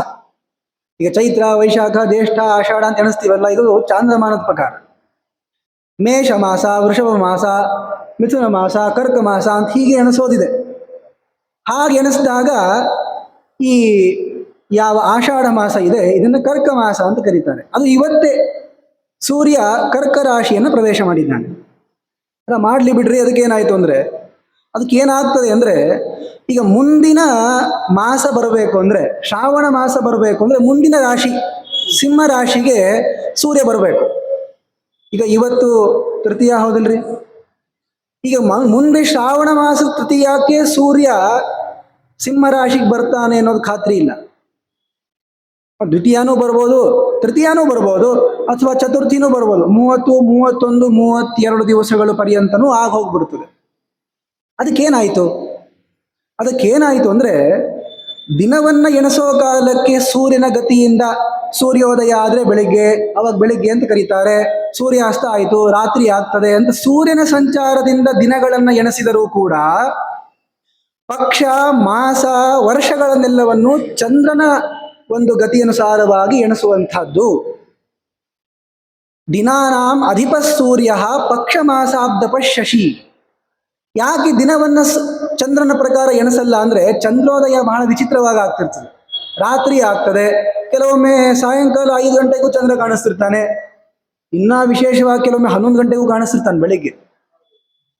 ಆದ್ರಿಂದ ಬೆಳಗ್ಗೆ 6:15 ಸೂರ್ಯೋದಯ, ರಾತ್ರಿ ಸಾಯಂಕಾಲ 6:30, 6:45 ಸೂರ್ಯಾಸ್ತ ಆಗ್ತದೆ, ಮತ್ತು ಅಲ್ಲಿಂದಲ್ಲಿ 12 ತಾಸು ಅಂತ. ಹೀಗೆ ದಿನವನ್ನ ಸೂರ್ಯನ ಗತಿಯಿಂದ ಎಣಿಸೋದು ಬಹಳ ಸುಲಭ, ಚಂದ್ರನ ಗತಿಯಿಂದ ಎಣಿಸ್ಲಿಕ್ಕಾಗಲ್ಲ. ಅಲ್ಲ ಮತ್ತೆ ಎಲ್ಲವನ್ನೂ ಸೂರ್ಯನ ಗತಿಯಿಂದನೇ ಎಣಿಸ್ಬಿಡೋಣ ಅಂದ್ರೆ ತಿಂಗಳುಗಳನ್ನ ಸೂರ್ಯನ ಗತಿಯಿಂದ ಎಣಿಸ್ಲಿಕ್ಕೆ ಆಗಲ್ಲ. ಯಾಕೆಂದ್ರೆ ಕೆಲವೊಮ್ಮೆ 30 ದಿವಸ ಬರ್ಬೋದು, ಕೆಲವೊಮ್ಮೆ 31 ಬರ್ತದೆ, ಕೆಲವೊಮ್ಮೆ 32 ಬರ್ತದೆ. ಅದಕ್ಕೋಸ್ಕರ ದಿನದ ಲೆಕ್ಕವನ್ನ ಸೂರ್ಯನ ಗತಿಯಿಂದ, ತಿಂಗಳು, ಮಾಸ, ಪಕ್ಷ, ವರ್ಷಗಳನ್ನೆಲ್ಲ ಚಂದ್ರನ ಗತಿಯಿಂದ ಎಣಿಸ್ಬೇಕು ಅನ್ನುವಂಥದ್ದು ಪ್ರಧಾನವಾದ ಅಂಶ. ಅವಾಗ ಏನಾಗ್ತದೆ, ಇವಾಗ ಏನು ನಡೆದು ಅದೇ ಆಗ್ತದೆ. ಇವಾಗ ಆಷಾಢ ಮಾಸ ಶುಕ್ಲ ಪಕ್ಷ ನಡೆದಿದೆ. ಈಗ ಮುಂದೆ ಬರೋದು ಹುಣ್ಣಿಮೆ, ಹುಣ್ಣಿಮೆಯಿಂದ ಅಮಾವಾಸ್ಯೆ, ಅಮಾವಾಸ್ಯೆಯಿಂದ ಹುಣ್ಣಿಮೆ, ಹೀಗೆ ಲೆಕ್ಕ ಹಾಕೋದು. ನೀವು ಸೂರ್ಯಗತಿಯಿಂದ ತಿಂಗಳನ್ನು ಲೆಕ್ಕ ಹಾಕೋದಾದ್ರೆ ಇವತ್ತು ತೃತೀಯ, ಇವತ್ತು ಮೊದಲನೇ ದಿವಸ ಅಂತ ಮಾಡ್ಕೋಬೇಕು. ಇವತ್ತು ಮೊದಲನೇ ದಿವಸ ಅಂತ ಮಾಡ್ಕೊಂಡ್ರೆ ಮುಂದಿನ ತೃತೀಯ ತನಕ 30 ದಿವಸ ಅಂತ ಆಗಂಗಿಲ್ಲ. ಅವನು ಸೂರ್ಯ ಯಾವಾಗ ಬರ್ತಾನೋ ಏನೋ, ಯಾವಾಗ ಹೇಳಂಗಿಲ್ಲ ಮಾರಾಯಣ. ಆದ್ದರಿಂದ ಮುಂದಿನ ರಾಶಿಗೆ ಅವನು ಬರೋ ಕಾಲಕ್ಕೆ 31 ದಿವಸನೂ ಆಗಿರ್ಬೋದು, 32 ದಿವಸನೂ ಆಗಿರ್ಬೋದು. ಆದ್ದರಿಂದ ನಿಜವಾದ 30 ದಿವಸಗಳು ಅಂತ ಬರುವಂತೆ ಮಾಡಿ ಅಮಾವಾಸ್ಯೆಯಿಂದ ಹುಣ್ಣಿಮೆ, ಹುಣ್ಣಿಮೆಯಿಂದ ಅಮಾವಾಸ್ಯೆ ಪರ್ಯಂತ ಎಣಿಸುವಂತಹ ಈ ಪದ್ಧತಿ, ಇದು ಚಾಂದ್ರಮಾನದ ಪದ್ಧತಿ. ಇದನ್ನ ಇಟ್ಟುಕೊಂಡು ನಾವು ಲೆಕ್ಕ ಹಾಕಬೇಕು. ಆವಾಗ ಸರಿಯಾದ ಲೆಕ್ಕ ಸಿಗ್ತದೆ. ಇದು ಒಂದಾದ್ರೆ ಈ ನಡುವೆ ಅಧಿಕ ಮಾಸ ಬರ್ತದಲ್ಲ, ಅವಾಗ ಏನ್ ಮಾಡಬೇಕು ಅಂತ ಪ್ರಶ್ನೆ. ಈ ಅಧಿಕ ಮಾಸವನ್ನು ಲೆಕ್ಕ ಹಾಕ್ತಾ ಹೋದ್ರೆ ಈ ಏನು 5 ತಿಂಗಳು 6 ದಿವಸ ಕಮ್ಮಿ ಆಗದಂತಾರಲ್ಲ, ಅದು ತುಂಬಿಡ್ತದೆ. ಇದಕ್ಕೆ ಸುಮ್ಮನೆ ಒಂದು ನಮ್ಮ ಲೌಕಿಕ ದೃಷ್ಟಾಂತ ಕೊಡೋಣ. ಈಗ ಈ ನಮ್ಮ ಆಂಗ್ಲರ ಪ್ರಕಾರ ಫೆಬ್ರವರಿ ಒಳಗೆ 28 ದಿವಸ ಕಾಲ ಭಾಗ ಇರ್ತದಪ್ಪ ಪ್ರತಿ ವರ್ಷ. 4ನೇ ವರ್ಷಕ್ಕೆ 29 ದಿವಸ ಆಗ್ತದೆ. ನಿಮಗೆ ತಿಂಗಳ ಪಗಾರ ಕೊಡ್ತೀವಿ ಅಂತ ಹೇಳಿರ್ತಾರೆ. ತಿಂಗಳು ಅಂದ್ರೆ ಈಗ ಜನವರಿ ಒಬ್ಬ ಪಗಾರ ಇಸ್ಕೊಂಡಿರ್ತಾನೆ. ಮುಂದಿನ ತಿಂಗಳ ಪ್ರಕಾರ 31ನೇ ತಾರೀಕು ಕೊಡ್ತೀನಿ ಅಂದ್ರೆ 31 ಬರೋದೇ ಇಲ್ಲ, 28ನೇ ದಿವಸನೇ ಕೊಡಬೇಕು. 28 ದಿವಸ 3 ದಿವಸ ಕಮ್ಮಿ ನೀನು ಕೆಲಸ ಮಾಡಿರೋದು, ನಾನು ಪಗಾರ ಕಡಿಮೆ ಕೊಡ್ತೀನಿ ಅಂತ ಯಾರಾದರೂ ಹೇಳ್ತಾರ? ಒಂದು ತಿಂಗಳ ಅಂತ ಲೆಕ್ಕ. ಅದು 28 ದಿವಸನೇ ಬರಲಿ, 29 ದಿವಸನೇ ಬರಲಿ. ಅಂದ್ರೆ ಅಭಿಪ್ರಾಯ ಏನು ಅಂದ್ರೆ 13 ವರ್ಷಗಳು ಅಂತ ಹೇಳಿದ್ದಾರೆ. 13 ವರ್ಷದಲ್ಲಿ ಎಷ್ಟು ತಿಂಗಳು ಬರುತ್ತೆ ಲೆಕ್ಕ ನೀವೇ ಹಾಕೊಳ್ಳಿ. 13 × 12 ಮಾಡಿಬಿಡ್ರಿ. ಅಷ್ಟು ತಿಂಗಳಾಗಿ ಹೋಗಿವೆ ಅಂತ ಲೆಕ್ಕ. ಅಷ್ಟು ತಿಂಗಳಾದ ಮೇಲೆ ಇವ್ರು ಇನ್ನ ಬಂದೇ ಇಲ್ಲ ಅಂತಂದ್ರೆ, ಈಗ ಸೌರಮಾನದ ಪ್ರಕಾರ ಹಿಡ್ಕೊಂಡು ಹೋಗ್ಬೇಕು ಅಂದ್ರೆ ಇವತ್ತು ಆಷಾಢ ಮಾಸ ಪ್ರಾರಂಭ, ಈ 3 ದಿವಸ ಕೈ ಬಿಡ್ಬೇಕು ಅವರು, ಅದು ಜ್ಯೇಷ್ಠ ಮಾಸಕ್ಕೆ ಸಂಬಂಧಪಟ್ಟಿದ್ದು. ಹೀಗಾಗ್ಬಿಡ್ತದೆ. ಆದ್ದರಿಂದ ಮಾಸಗಳನ್ನು ಎಣಿಸೋ ಕಾಲಕ್ಕೆ ಸೂರ್ಯನ ಗತಿ ಬೇಕಾಗಿಲ್ಲ. ಅದನ್ನ ಎಣಿಸೋ ಪದ್ಧತಿ ಇದೆ, ಎಣಿಸಬಾರ್ದು ಅಂತಲ್ಲ. ಆದ್ರೆ ಕರ್ಮಾನುಷ್ಠಾನಕ್ಕೆ ಚಾಂದ್ರಮಾನವೇ ಯೋಗ್ಯವಾದದ್ದು ಅಂತ ಅಭಿಪ್ರಾಯ ಇದೆ. ಅಲ್ಲರಿ, ಇಷ್ಟು ಮಾತಾಡೋರು ಮೊದಲೇ ಹೇಳಬೇಕೋ ಬೇಡ ಪಾಂಡವರು ನಾವು ಚಾಂದ್ರಮಾನದ ಪ್ರಕಾರ ಎಣಿಸಿರೋದು ಅಂತ ನೀವು ಪಾಂಡವರಿಗೆ ಪ್ರಶ್ನೆ ಕೇಳಬೇಕು. ಅದಕ್ಕೆ ಪ್ರತಿಬಂಧಿ ಉತ್ತರ ನೀವೇನು ಹೇಳಿದ್ರಾ ಸೌರಮಾನದ ಪ್ರಕಾರವಾಗೇನೆ 13 ವರ್ಷ ಇರಬೇಕು ಅಂತ. ಆದ್ರಿಂದ ಇವೆಲ್ಲವೂ ಕೂಡ ರಾಜ್ಯವನ್ನು ಕೊಡಬಾರದು ಅನ್ನುವಂತಹ ಅವರ ಗೂಢವಾದ ದ್ವೇಷ ಪ್ರಕಟಿತ ಆಗ್ತದೆ ಹೊರತು 13 ವರ್ಷ 12 ವರ್ಷ ಅವೆಲ್ಲ ಲೆಕ್ಕ ಇಲ್ಲ ಅವರಿಗೆ. ಒಟ್ಟು ಪಾಂಡವರಿಗೆ ನಾವು ದುಃಖ ಕೊಡ್ತಿರ್ಬೇಕು, ಅದು ಹೇಗಾದ್ರೂ ಸರಿ ಅಂತ ದುರ್ಯೋಧನಾದಿಗಳ ಅಭಿಪ್ರಾಯ. ಅಕಸ್ಮಾತ್ ಸೌಮ್ಯಾಬ್ದಮೇವಾತ್ರ ಮುಖ್ಯ ಮಾಹುರ್ ಮನೀಷಣಃ. ಅದರಿಂದ ಎಲ್ಲರೂ ಕೂಡ ಈ ಚಾಂದ್ರಮಾನದ ಪ್ರಕಾರವಾಗಿ ಎಣಿಸಬೇಕಾದದ್ದು ಅಂತ ಆಚಾರ್ಯರು ತೋರಿಸ್ಕೊಟ್ಟಿದ್ದಾರೆ. ಇನ್ನು ಅನೇಕ ತರಹದ ವತ್ಸರಗಳಿವೆ. ನಕ್ಷತ್ರ ಪ್ರಕಾರವಾಗಿಯೂ ಕೂಡ ಎಣಿಸುವಂಥದ್ದು ಇಡಾ ವತ್ಸರ ಅಂತ ಕರೀತಾರೆ. ಇದೆಲ್ಲ ವಿಷಯ ವಿಸ್ತಾರವಾಗಿ ತೃತೀಯ ಸ್ಕಂದ ಭಾಗವತದಲ್ಲಿ ಬರ್ತದೆ. ಅಷ್ಟೇ ಅಲ್ಲ, ನಮ್ಮ ಪ್ರಾಚೀನ ಗ್ರಂಥಗಳಲ್ಲಿ ಈ ತರಹದ ಎಣಿಸುವ ಪದ್ಧತಿಯನ್ನು ತೋರಿಸ್ಕೊಟ್ಟಿದ್ದಾರೆ. ಶ್ರೀರಾಮಚಂದ್ರ 13,000 ವರ್ಷಗಳ ಪರ್ಯಂತ ಭೂಮಿಯನ್ನು ಆಳಿದ್ದು ಅಂತ ಬರ್ತದೆ. ನಮಗೆಲ್ಲ ಹೇಳಿದ್ದಾರಲ್ರಿ, ದಶವರ್ಷ ಸಹಸ್ರಾಣಿ ದಶವರ್ಷ ಶತಾನಿ ಚ, 11,000 ವರ್ಷ ಶ್ರೀರಾಮಚಂದ್ರ ಭೂಮಿಯನ್ನು ಆಳಿದ್ದು. ಇದನ್ನೂ ಮರ್ತು ಬಿಟ್ಟಿದ್ದಾರೆ ಜನ. ಇರಲಿ, ಆದರೆ ಇದಿದೆ, ವಾಲ್ಮೀಕಿ ರಾಮಾಯಣದಲ್ಲಿ ಇದೆ. 11,000 ವರ್ಷ ಶ್ರೀರಾಮಚಂದ್ರ ಆಳಿದ್ದು. ಆದರೆ ತ್ರಯೋದಶ ಸಹಸ್ರ 13,000 ವರ್ಷ ಅಂತ ಹೇಳ್ತಾ ಇದ್ದಾರಲ್ಲ. ಅಂದ್ರೆ ಈ 11,000 ವರ್ಷ ಹೇಳಿದ್ದು ನಮ್ಮ ಪ್ರಕಾರ, 13,000 ವರ್ಷ ಅಂತ ಹೇಳಿದ್ದು ನಕ್ಷತ್ರದ ಮಾನದ ಪ್ರಕಾರ ಇಡಾ ವತ್ಸರ ಅಂತ ಕರೀತಾರೆ. 327 24 ದಿವಸಗಳಾಗ್ತವೆ. ಹಾಗೆಣಿಸ್ತಾ ಬಂದಾಗ ನೀವು ಅದನ್ನು 13,000 ವರ್ಷ ಅಂತ ಮಾಡಿದರೆ 11,700 ವರ್ಷಗಳಾಗ್ತವೆ. ಅಲ್ಲ, 700 ಜಾಸ್ತಿ ಆಯ್ತಲ್ರಿ. ಅಂದ್ರೆ 700 ವರ್ಷ ಜಾಸ್ತಿನೇ ಇರೋದು. ವಾಲ್ಮೀಕಿ ಋಷಿಗಳು ಶ್ರೀರಾಮಚಂದ್ರ ಸೀತಾ ಸಮೇತನಾಗಿ ಎಷ್ಟು ವರ್ಷ ಆಳಿದ್ದು ಅನ್ನೋದನ್ನು ಹೇಳಿರೋದು. ಅದು 11,000 ವರ್ಷ ಮಾತ್ರ. ಭೂಮಿ ಪ್ರವೇಶಾದೂರ್ಧ್ವಂಸ ರೇಮೆ ಸಪ್ತಶತಂ ಸಮಾಹ. ಸೀತಾದೇವಿಯವರು ಮೇಲ್ನೋಟಕ್ಕೆ ಜಗಳ ಆಡ್ಕೊಂಡು ನಾನು ಇರಲ್ಲ ಅಂತ ಹೇಳಿಬಿಟ್ಟು ತಾ ಭೂಮಿ ಪ್ರವೇಶವನ್ನ ಮಾಡಿದ್ದು ಅಂತ ನಾಟಕ ಮಾಡಿದ್ಲಲ್ಲ. ಆ ನಾಟಕವನ್ನ ಮಾಡಿದ ಮೇಲೆ ಅವ್ಯಕ್ತಳಾಗಿ ಶ್ರೀರಾಮಚಂದ್ರನ ಜೊತೆ 700 ವರ್ಷಗಳ ಕಾಲ ಇದ್ದಾಳೆ. ಅದಾದ ಮೇಲೆ ಶ್ರೀರಾಮಚಂದ್ರ ಪರಮಧಾಮ ಪ್ರವೇಶವನ್ನ ಮಾಡಿರೋದು. ಆದ್ರಿಂದ ಒಟ್ಟು ನಿಕೃಷ್ಟವಾಗಿ ಹೇಳಬೇಕು ಅಂದ್ರೆ 11,700 ವರ್ಷಗಳ ಪರ್ಯಂತ ಶ್ರೀರಾಮಚಂದ್ರ ರಾಜ್ಯವನ್ನ ಆಳಿದ್ದು. ಈ ವಿಶೇಷವನ್ನು ತೋರಿಸ್ಲಿಕ್ಕೆ 13,000 ವರ್ಷ ಅಂತ ಹೇಳಿರೋದು ನೋಡಿ. ಆದ್ರಿಂದ ಬೇರೆ ಬೇರೆ ರೀತಿಯಿಂದ ಎಣಿಸೋದ್ರಿಂದ ಏನ್ ಪ್ರಯೋಜನ ಅನ್ನೋದನ್ನ ಹೇಳ್ತಾ ಇದ್ದೀನಿ. ಸುಮ್ಮನೆ ಒಂದು ಎಣಿಸಬಾರ್ದ, ಯಾಕೆ 100 ಮಾಡಬೇಕು ಅಂದ್ರೆ ಈ ವಿಶೇಷವನ್ನು ತೋರಿಸ್ಲಿಕ್ಕೆ. ಆದ್ದರಿಂದ ಇಲ್ಲಿ ದುರ್ಯೋಧನಾದಿಗಳಿಗೆ ಏನೋ ಒಂದು ನೆಪ ಬೇಕಾಗಿತ್ತು, ಅದನ್ನ ಇಟ್ಟುಕೊಂಡು ಈಗ ವಿಶೇಷವಾಗಿ ವಿರಾಟ ನಗರದ ಹತ್ತಿರದಲ್ಲೇ ಇರುವಂತಹ ಉಪಪ್ಲಾವ್ಯ ನಗರದಲ್ಲಿ ಪಾಂಡವರು ವಾಸ ಮಾಡ್ತಾ ಇದ್ದಾರೆ. ಅಲ್ಲಿಗೆ ಕೊಟ್ಟು ಕಳಿಸ್ತಾರೆ.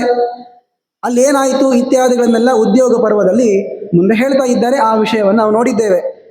ಇಷ್ಟು ಪಾಂಡವರಿಗೆ ಅಜ್ಞಾತವಾಸದಲ್ಲಿ ಪರಮಾತ್ಮ ಅನುಗ್ರಹ ಮಾಡಿ ಅವರನ್ನು ಎಷ್ಟು ಉನ್ನತವಾಗಿರುವಂತಹ ಸ್ಥಾನದಲ್ಲಿ ಕರೆದೊಯ್ದ ಅನ್ನುವಂತಹ ಅಂಶಗಳನ್ನು ವಿರಾಟ ಪರ್ವದಲ್ಲಿ ನಿರೂಪಿಸಿದ್ದಾರೆ. ವಿಶೇಷವಾಗಿ ವರುಣನ ಅನುಗ್ರಹವಾಗಬೇಕು ಎಂಬುವಂತಹ ಕಾರ್ಯದಿಂದ ಒಂದು ಪ್ರಯೋಜನವನ್ನು ಇಟ್ಟುಕೊಂಡು ಮಾಡ್ತಾ ಇದ್ದೀವಲ್ಲ. ಈಗ ತಾನೇ ದ್ರೌಪದಿ ದೇವಿ ಹೇಳಿದಂತೆ ಪ್ರಾಯಶಃ ನಾವು ಕೂಡ ಜ್ಞಾನಿಗಳ ನಿಂದನೆಯನ್ನ ತಿರಸ್ಕಾರವನ್ನ ಮಾಡಿರ್ತೇವೆ ಅಂತಾದ್ದರಿಂದಲೇ ಈ ಮಳೆ ಬೆಳೆ ಮುಂತಾದವುಗಳು ಆಗ್ತಿಲ್ಲೇನೋ ಅಲ್ಲ, ಆಗ್ತಾ ಇಲ್ಲ ಅನ್ನೋದು ಪ್ರತ್ಯಕ್ಷ ಇದೆ. ಕಾರ್ಯ ಪ್ರತ್ಯಕ್ಷ ಆದ ಮೇಲೆ ಮತ್ತೆ ಕಾರಣವನ್ನು ಊಹೆ ಮಾಡಿಕೊಳ್ಳೇಬೇಕು. ಇವಾಗ ಅದಕ್ಕೆ ಕಾರಣವನ್ನು ಸ್ವತಃ ದ್ರೌಪದಿನೇ ಹೇಳಿದ್ದಾಳಲ್ಲ. ವಿರಾಟ ರಾಜ ಮಾಡಿರುವಂತಹ ಆ ತಪ್ಪು ಅವನಿಗೆ ಏನೋ ದೋಷವಾಗದಂತೆ ನೋಡಿಕೊಂಡ್ಲು. ಆದರೆ ಯತಿಗಳಿಗೆ ಜ್ಞಾನಿಗಳಿಗೆ ಮಾಡಿರುವಂತಹ ಅಪಚಾರದಿಂದ ಅನಾವೃಷ್ಟಿ ಆಗ್ತದಪ್ಪ ಅಂತ ಹೇಳ್ತಾಳಲ್ಲ. ಆ ಅನಾವೃಷ್ಟಿಗೆ ಕಾರಣವಾಗಿರುವಂಥದ್ದಾಗಿರ್ಬೋದೇನೋ. ಆದ್ರೆ ಏನು ಮಾಡೋದು ನೆನಪಿಲ್ವಲ್ಲ ಇವಾಗ, ಯಾವಾಗ ಮಾಡಿವೋ ಏನೋ ಯಾರಿಗೂ ಗೊತ್ತು. ಅದಕ್ಕೋಸ್ಕರ ಪರಮಾತ್ಮನ ಹತ್ತಿರ ಕ್ಷಮಾಪಣೆಯನ್ನು ಮಾಡ್ತಾ ಪರಮಾತ್ಮ ದಯೆ ಮಾಡಬೇಕು ಅನ್ನುವ ಪ್ರಾರ್ಥನೆಯನ್ನು ಮಾಡಿ ಇನ್ನು ಮುಂದೆ ಮಾಡಲ್ಲ ಅನ್ನುವಂತಹ ಪ್ರಾಯಶ್ಚಿತ್ತವನ್ನು ಬುದ್ಧಿಯನ್ನು ಇಟ್ಟುಕೊಂಡು ವಿರಾಟ ಪರ್ವದ ಶ್ರವಣವನ್ನ ಮಾಡಿ ಇದನ್ನು ಭಗವಂತನಿಗೆ ಗುರುಗಳ ದ್ವಾರ ಅರ್ಪಣೆಯನ್ನು ಮಾಡಿದಾಗ ಆಗ ಪ್ರಸನ್ನನಾಗಿರುವಂತಹ ಪರಮಾತ್ಮ ತಾನು ವೃಷ್ಟಿಯನ್ನು ಕೊಡ್ತಾನೆ ಎನ್ನುವಂತಹ ವಿಶ್ವಾಸವನ್ನ ನಾವು ಮಾಡ್ತಾ ಇದ್ದೇವೆ. ಇದರಿಂದ ಭಗವಂತ ಪ್ರಸನ್ನನಾಗಬೇಕು ಅಂತ ಹೇಳ್ತಾ ಈ ವಿರಾಟ ಪರ್ವದ ಒಂದು ನಿರೂಪಣೆಯ ಅನಂತರದಲ್ಲಿ ಉದ್ಯೋಗ ಪರ್ವವು ಬರ್ತಾ ಇದೆ. ಯುದ್ಧಕ್ಕೆ ಏನೇನೆಲ್ಲ ಉದ್ಯೋಗವನ್ನು ಮಾಡಬೇಕು ಅದನ್ನೆಲ್ಲ ಪಾಂಡವರು ಮಾಡಿಕೊಂಡಿದ್ದಾರೆ. ಭೀಷ್ಮ ಪರ್ವ ಯುದ್ಧ ಪ್ರಾರಂಭವಾಗಿದೆ. ವಿಶಿಷ್ಟವಾಗಿರುವಂತಹ ಭಗವದ್ಗೀತೆಯ ಉಪದೇಶವನ್ನ ಕೃಷ್ಣ ಪರಮಾತ್ಮ ಜಗತ್ತಿಗೆ ಮಾಡಿದ್ದಾನೆ ಅರ್ಜುನನ ಮುಖಾಂತರವಾಗಿ. ಭೀಷ್ಮಾಚಾರ್ಯರು 10 ದಿವಸಗಳ ಪರ್ಯಂತ ಸೇನಾಪತ್ಯವನ್ನು ಮಾಡಿ ಇದಿಷ್ಟು ಪರಮಾತ್ಮನ ಸೇವೆ ಅಂತ ಅವರು ಅರ್ಪಣೆಯನ್ನು ಮಾಡಿದ್ದಾರೆ. ಉತ್ತರಾಯಣ ಬರಲಿಕ್ಕೆ ಅಂತ ಪ್ರತೀಕ್ಷೆ ಮಾಡ್ತಾ ಇದ್ದಾರೆ. ನಂತರದಲ್ಲಿ ದ್ರೋಣಾಚಾರ್ಯರು ಸೇನಾಪತಿಗಳಾಗ್ತಾರೆ. ಅವರು 5 ದಿವಸಗಳ ಪರ್ಯಂತ ಸೇನಾಪತಿಗಳಾಗಿ ಕೊನೆಗೆ ಯೋಗದಿಂದ ಶರೀರವನ್ನು ಪರಿತ್ಯಾಗ ಮಾಡ್ತಾರೆ. ದುಷ್ಟದ್ಯುಮ್ನ ಕೇವಲ ಶರೀರದ ಶಿರಶ್ಛೇದವನ್ನು ಮಾಡ್ತಾನಷ್ಟೇ. ನಂತರದಲ್ಲಿ ಕರ್ಣ ಸೇನಾಪತಿ ಆಗ್ತಾನೆ. ಆತನನ್ನೂ ಕೂಡ ಅರ್ಜುನ ಸಂಹಾರವನ್ನು ಮಾಡ್ತಾ ಇದ್ದಾನೆ. 17ನೇ ದಿವಸ ದುಶ್ಯಾಸನನ ಸಂಹಾರವನ್ನು ಭೀಮಸೇನ ಮಾಡ್ತಾ ಇದ್ದಾನೆ. ಆಗ ಶಲ್ಯ ಮಹಾರಾಜ ತಾನು ಪೂರ್ವದಲ್ಲಿ ಸೇನಾಪತಿ ಕರ್ಣ ಆಗಿರ್ತಾನೆ. ನಂತರದಲ್ಲಿ ಶಲ್ಯ ಮಹಾರಾಜ ಸೇನಾಪತಿ ಆಗ್ತಾನೆ. ಕೊನೆಯ ದಿವಸ ಅಶ್ವತ್ಥಾಮ, ಬೆಳಗಿನ ಜಾವ ಶಲ್ಯ ಮಹಾರಾಜ ತಾನು ಸೇನಾಪತಿ ಆಗ್ತಾನೆ.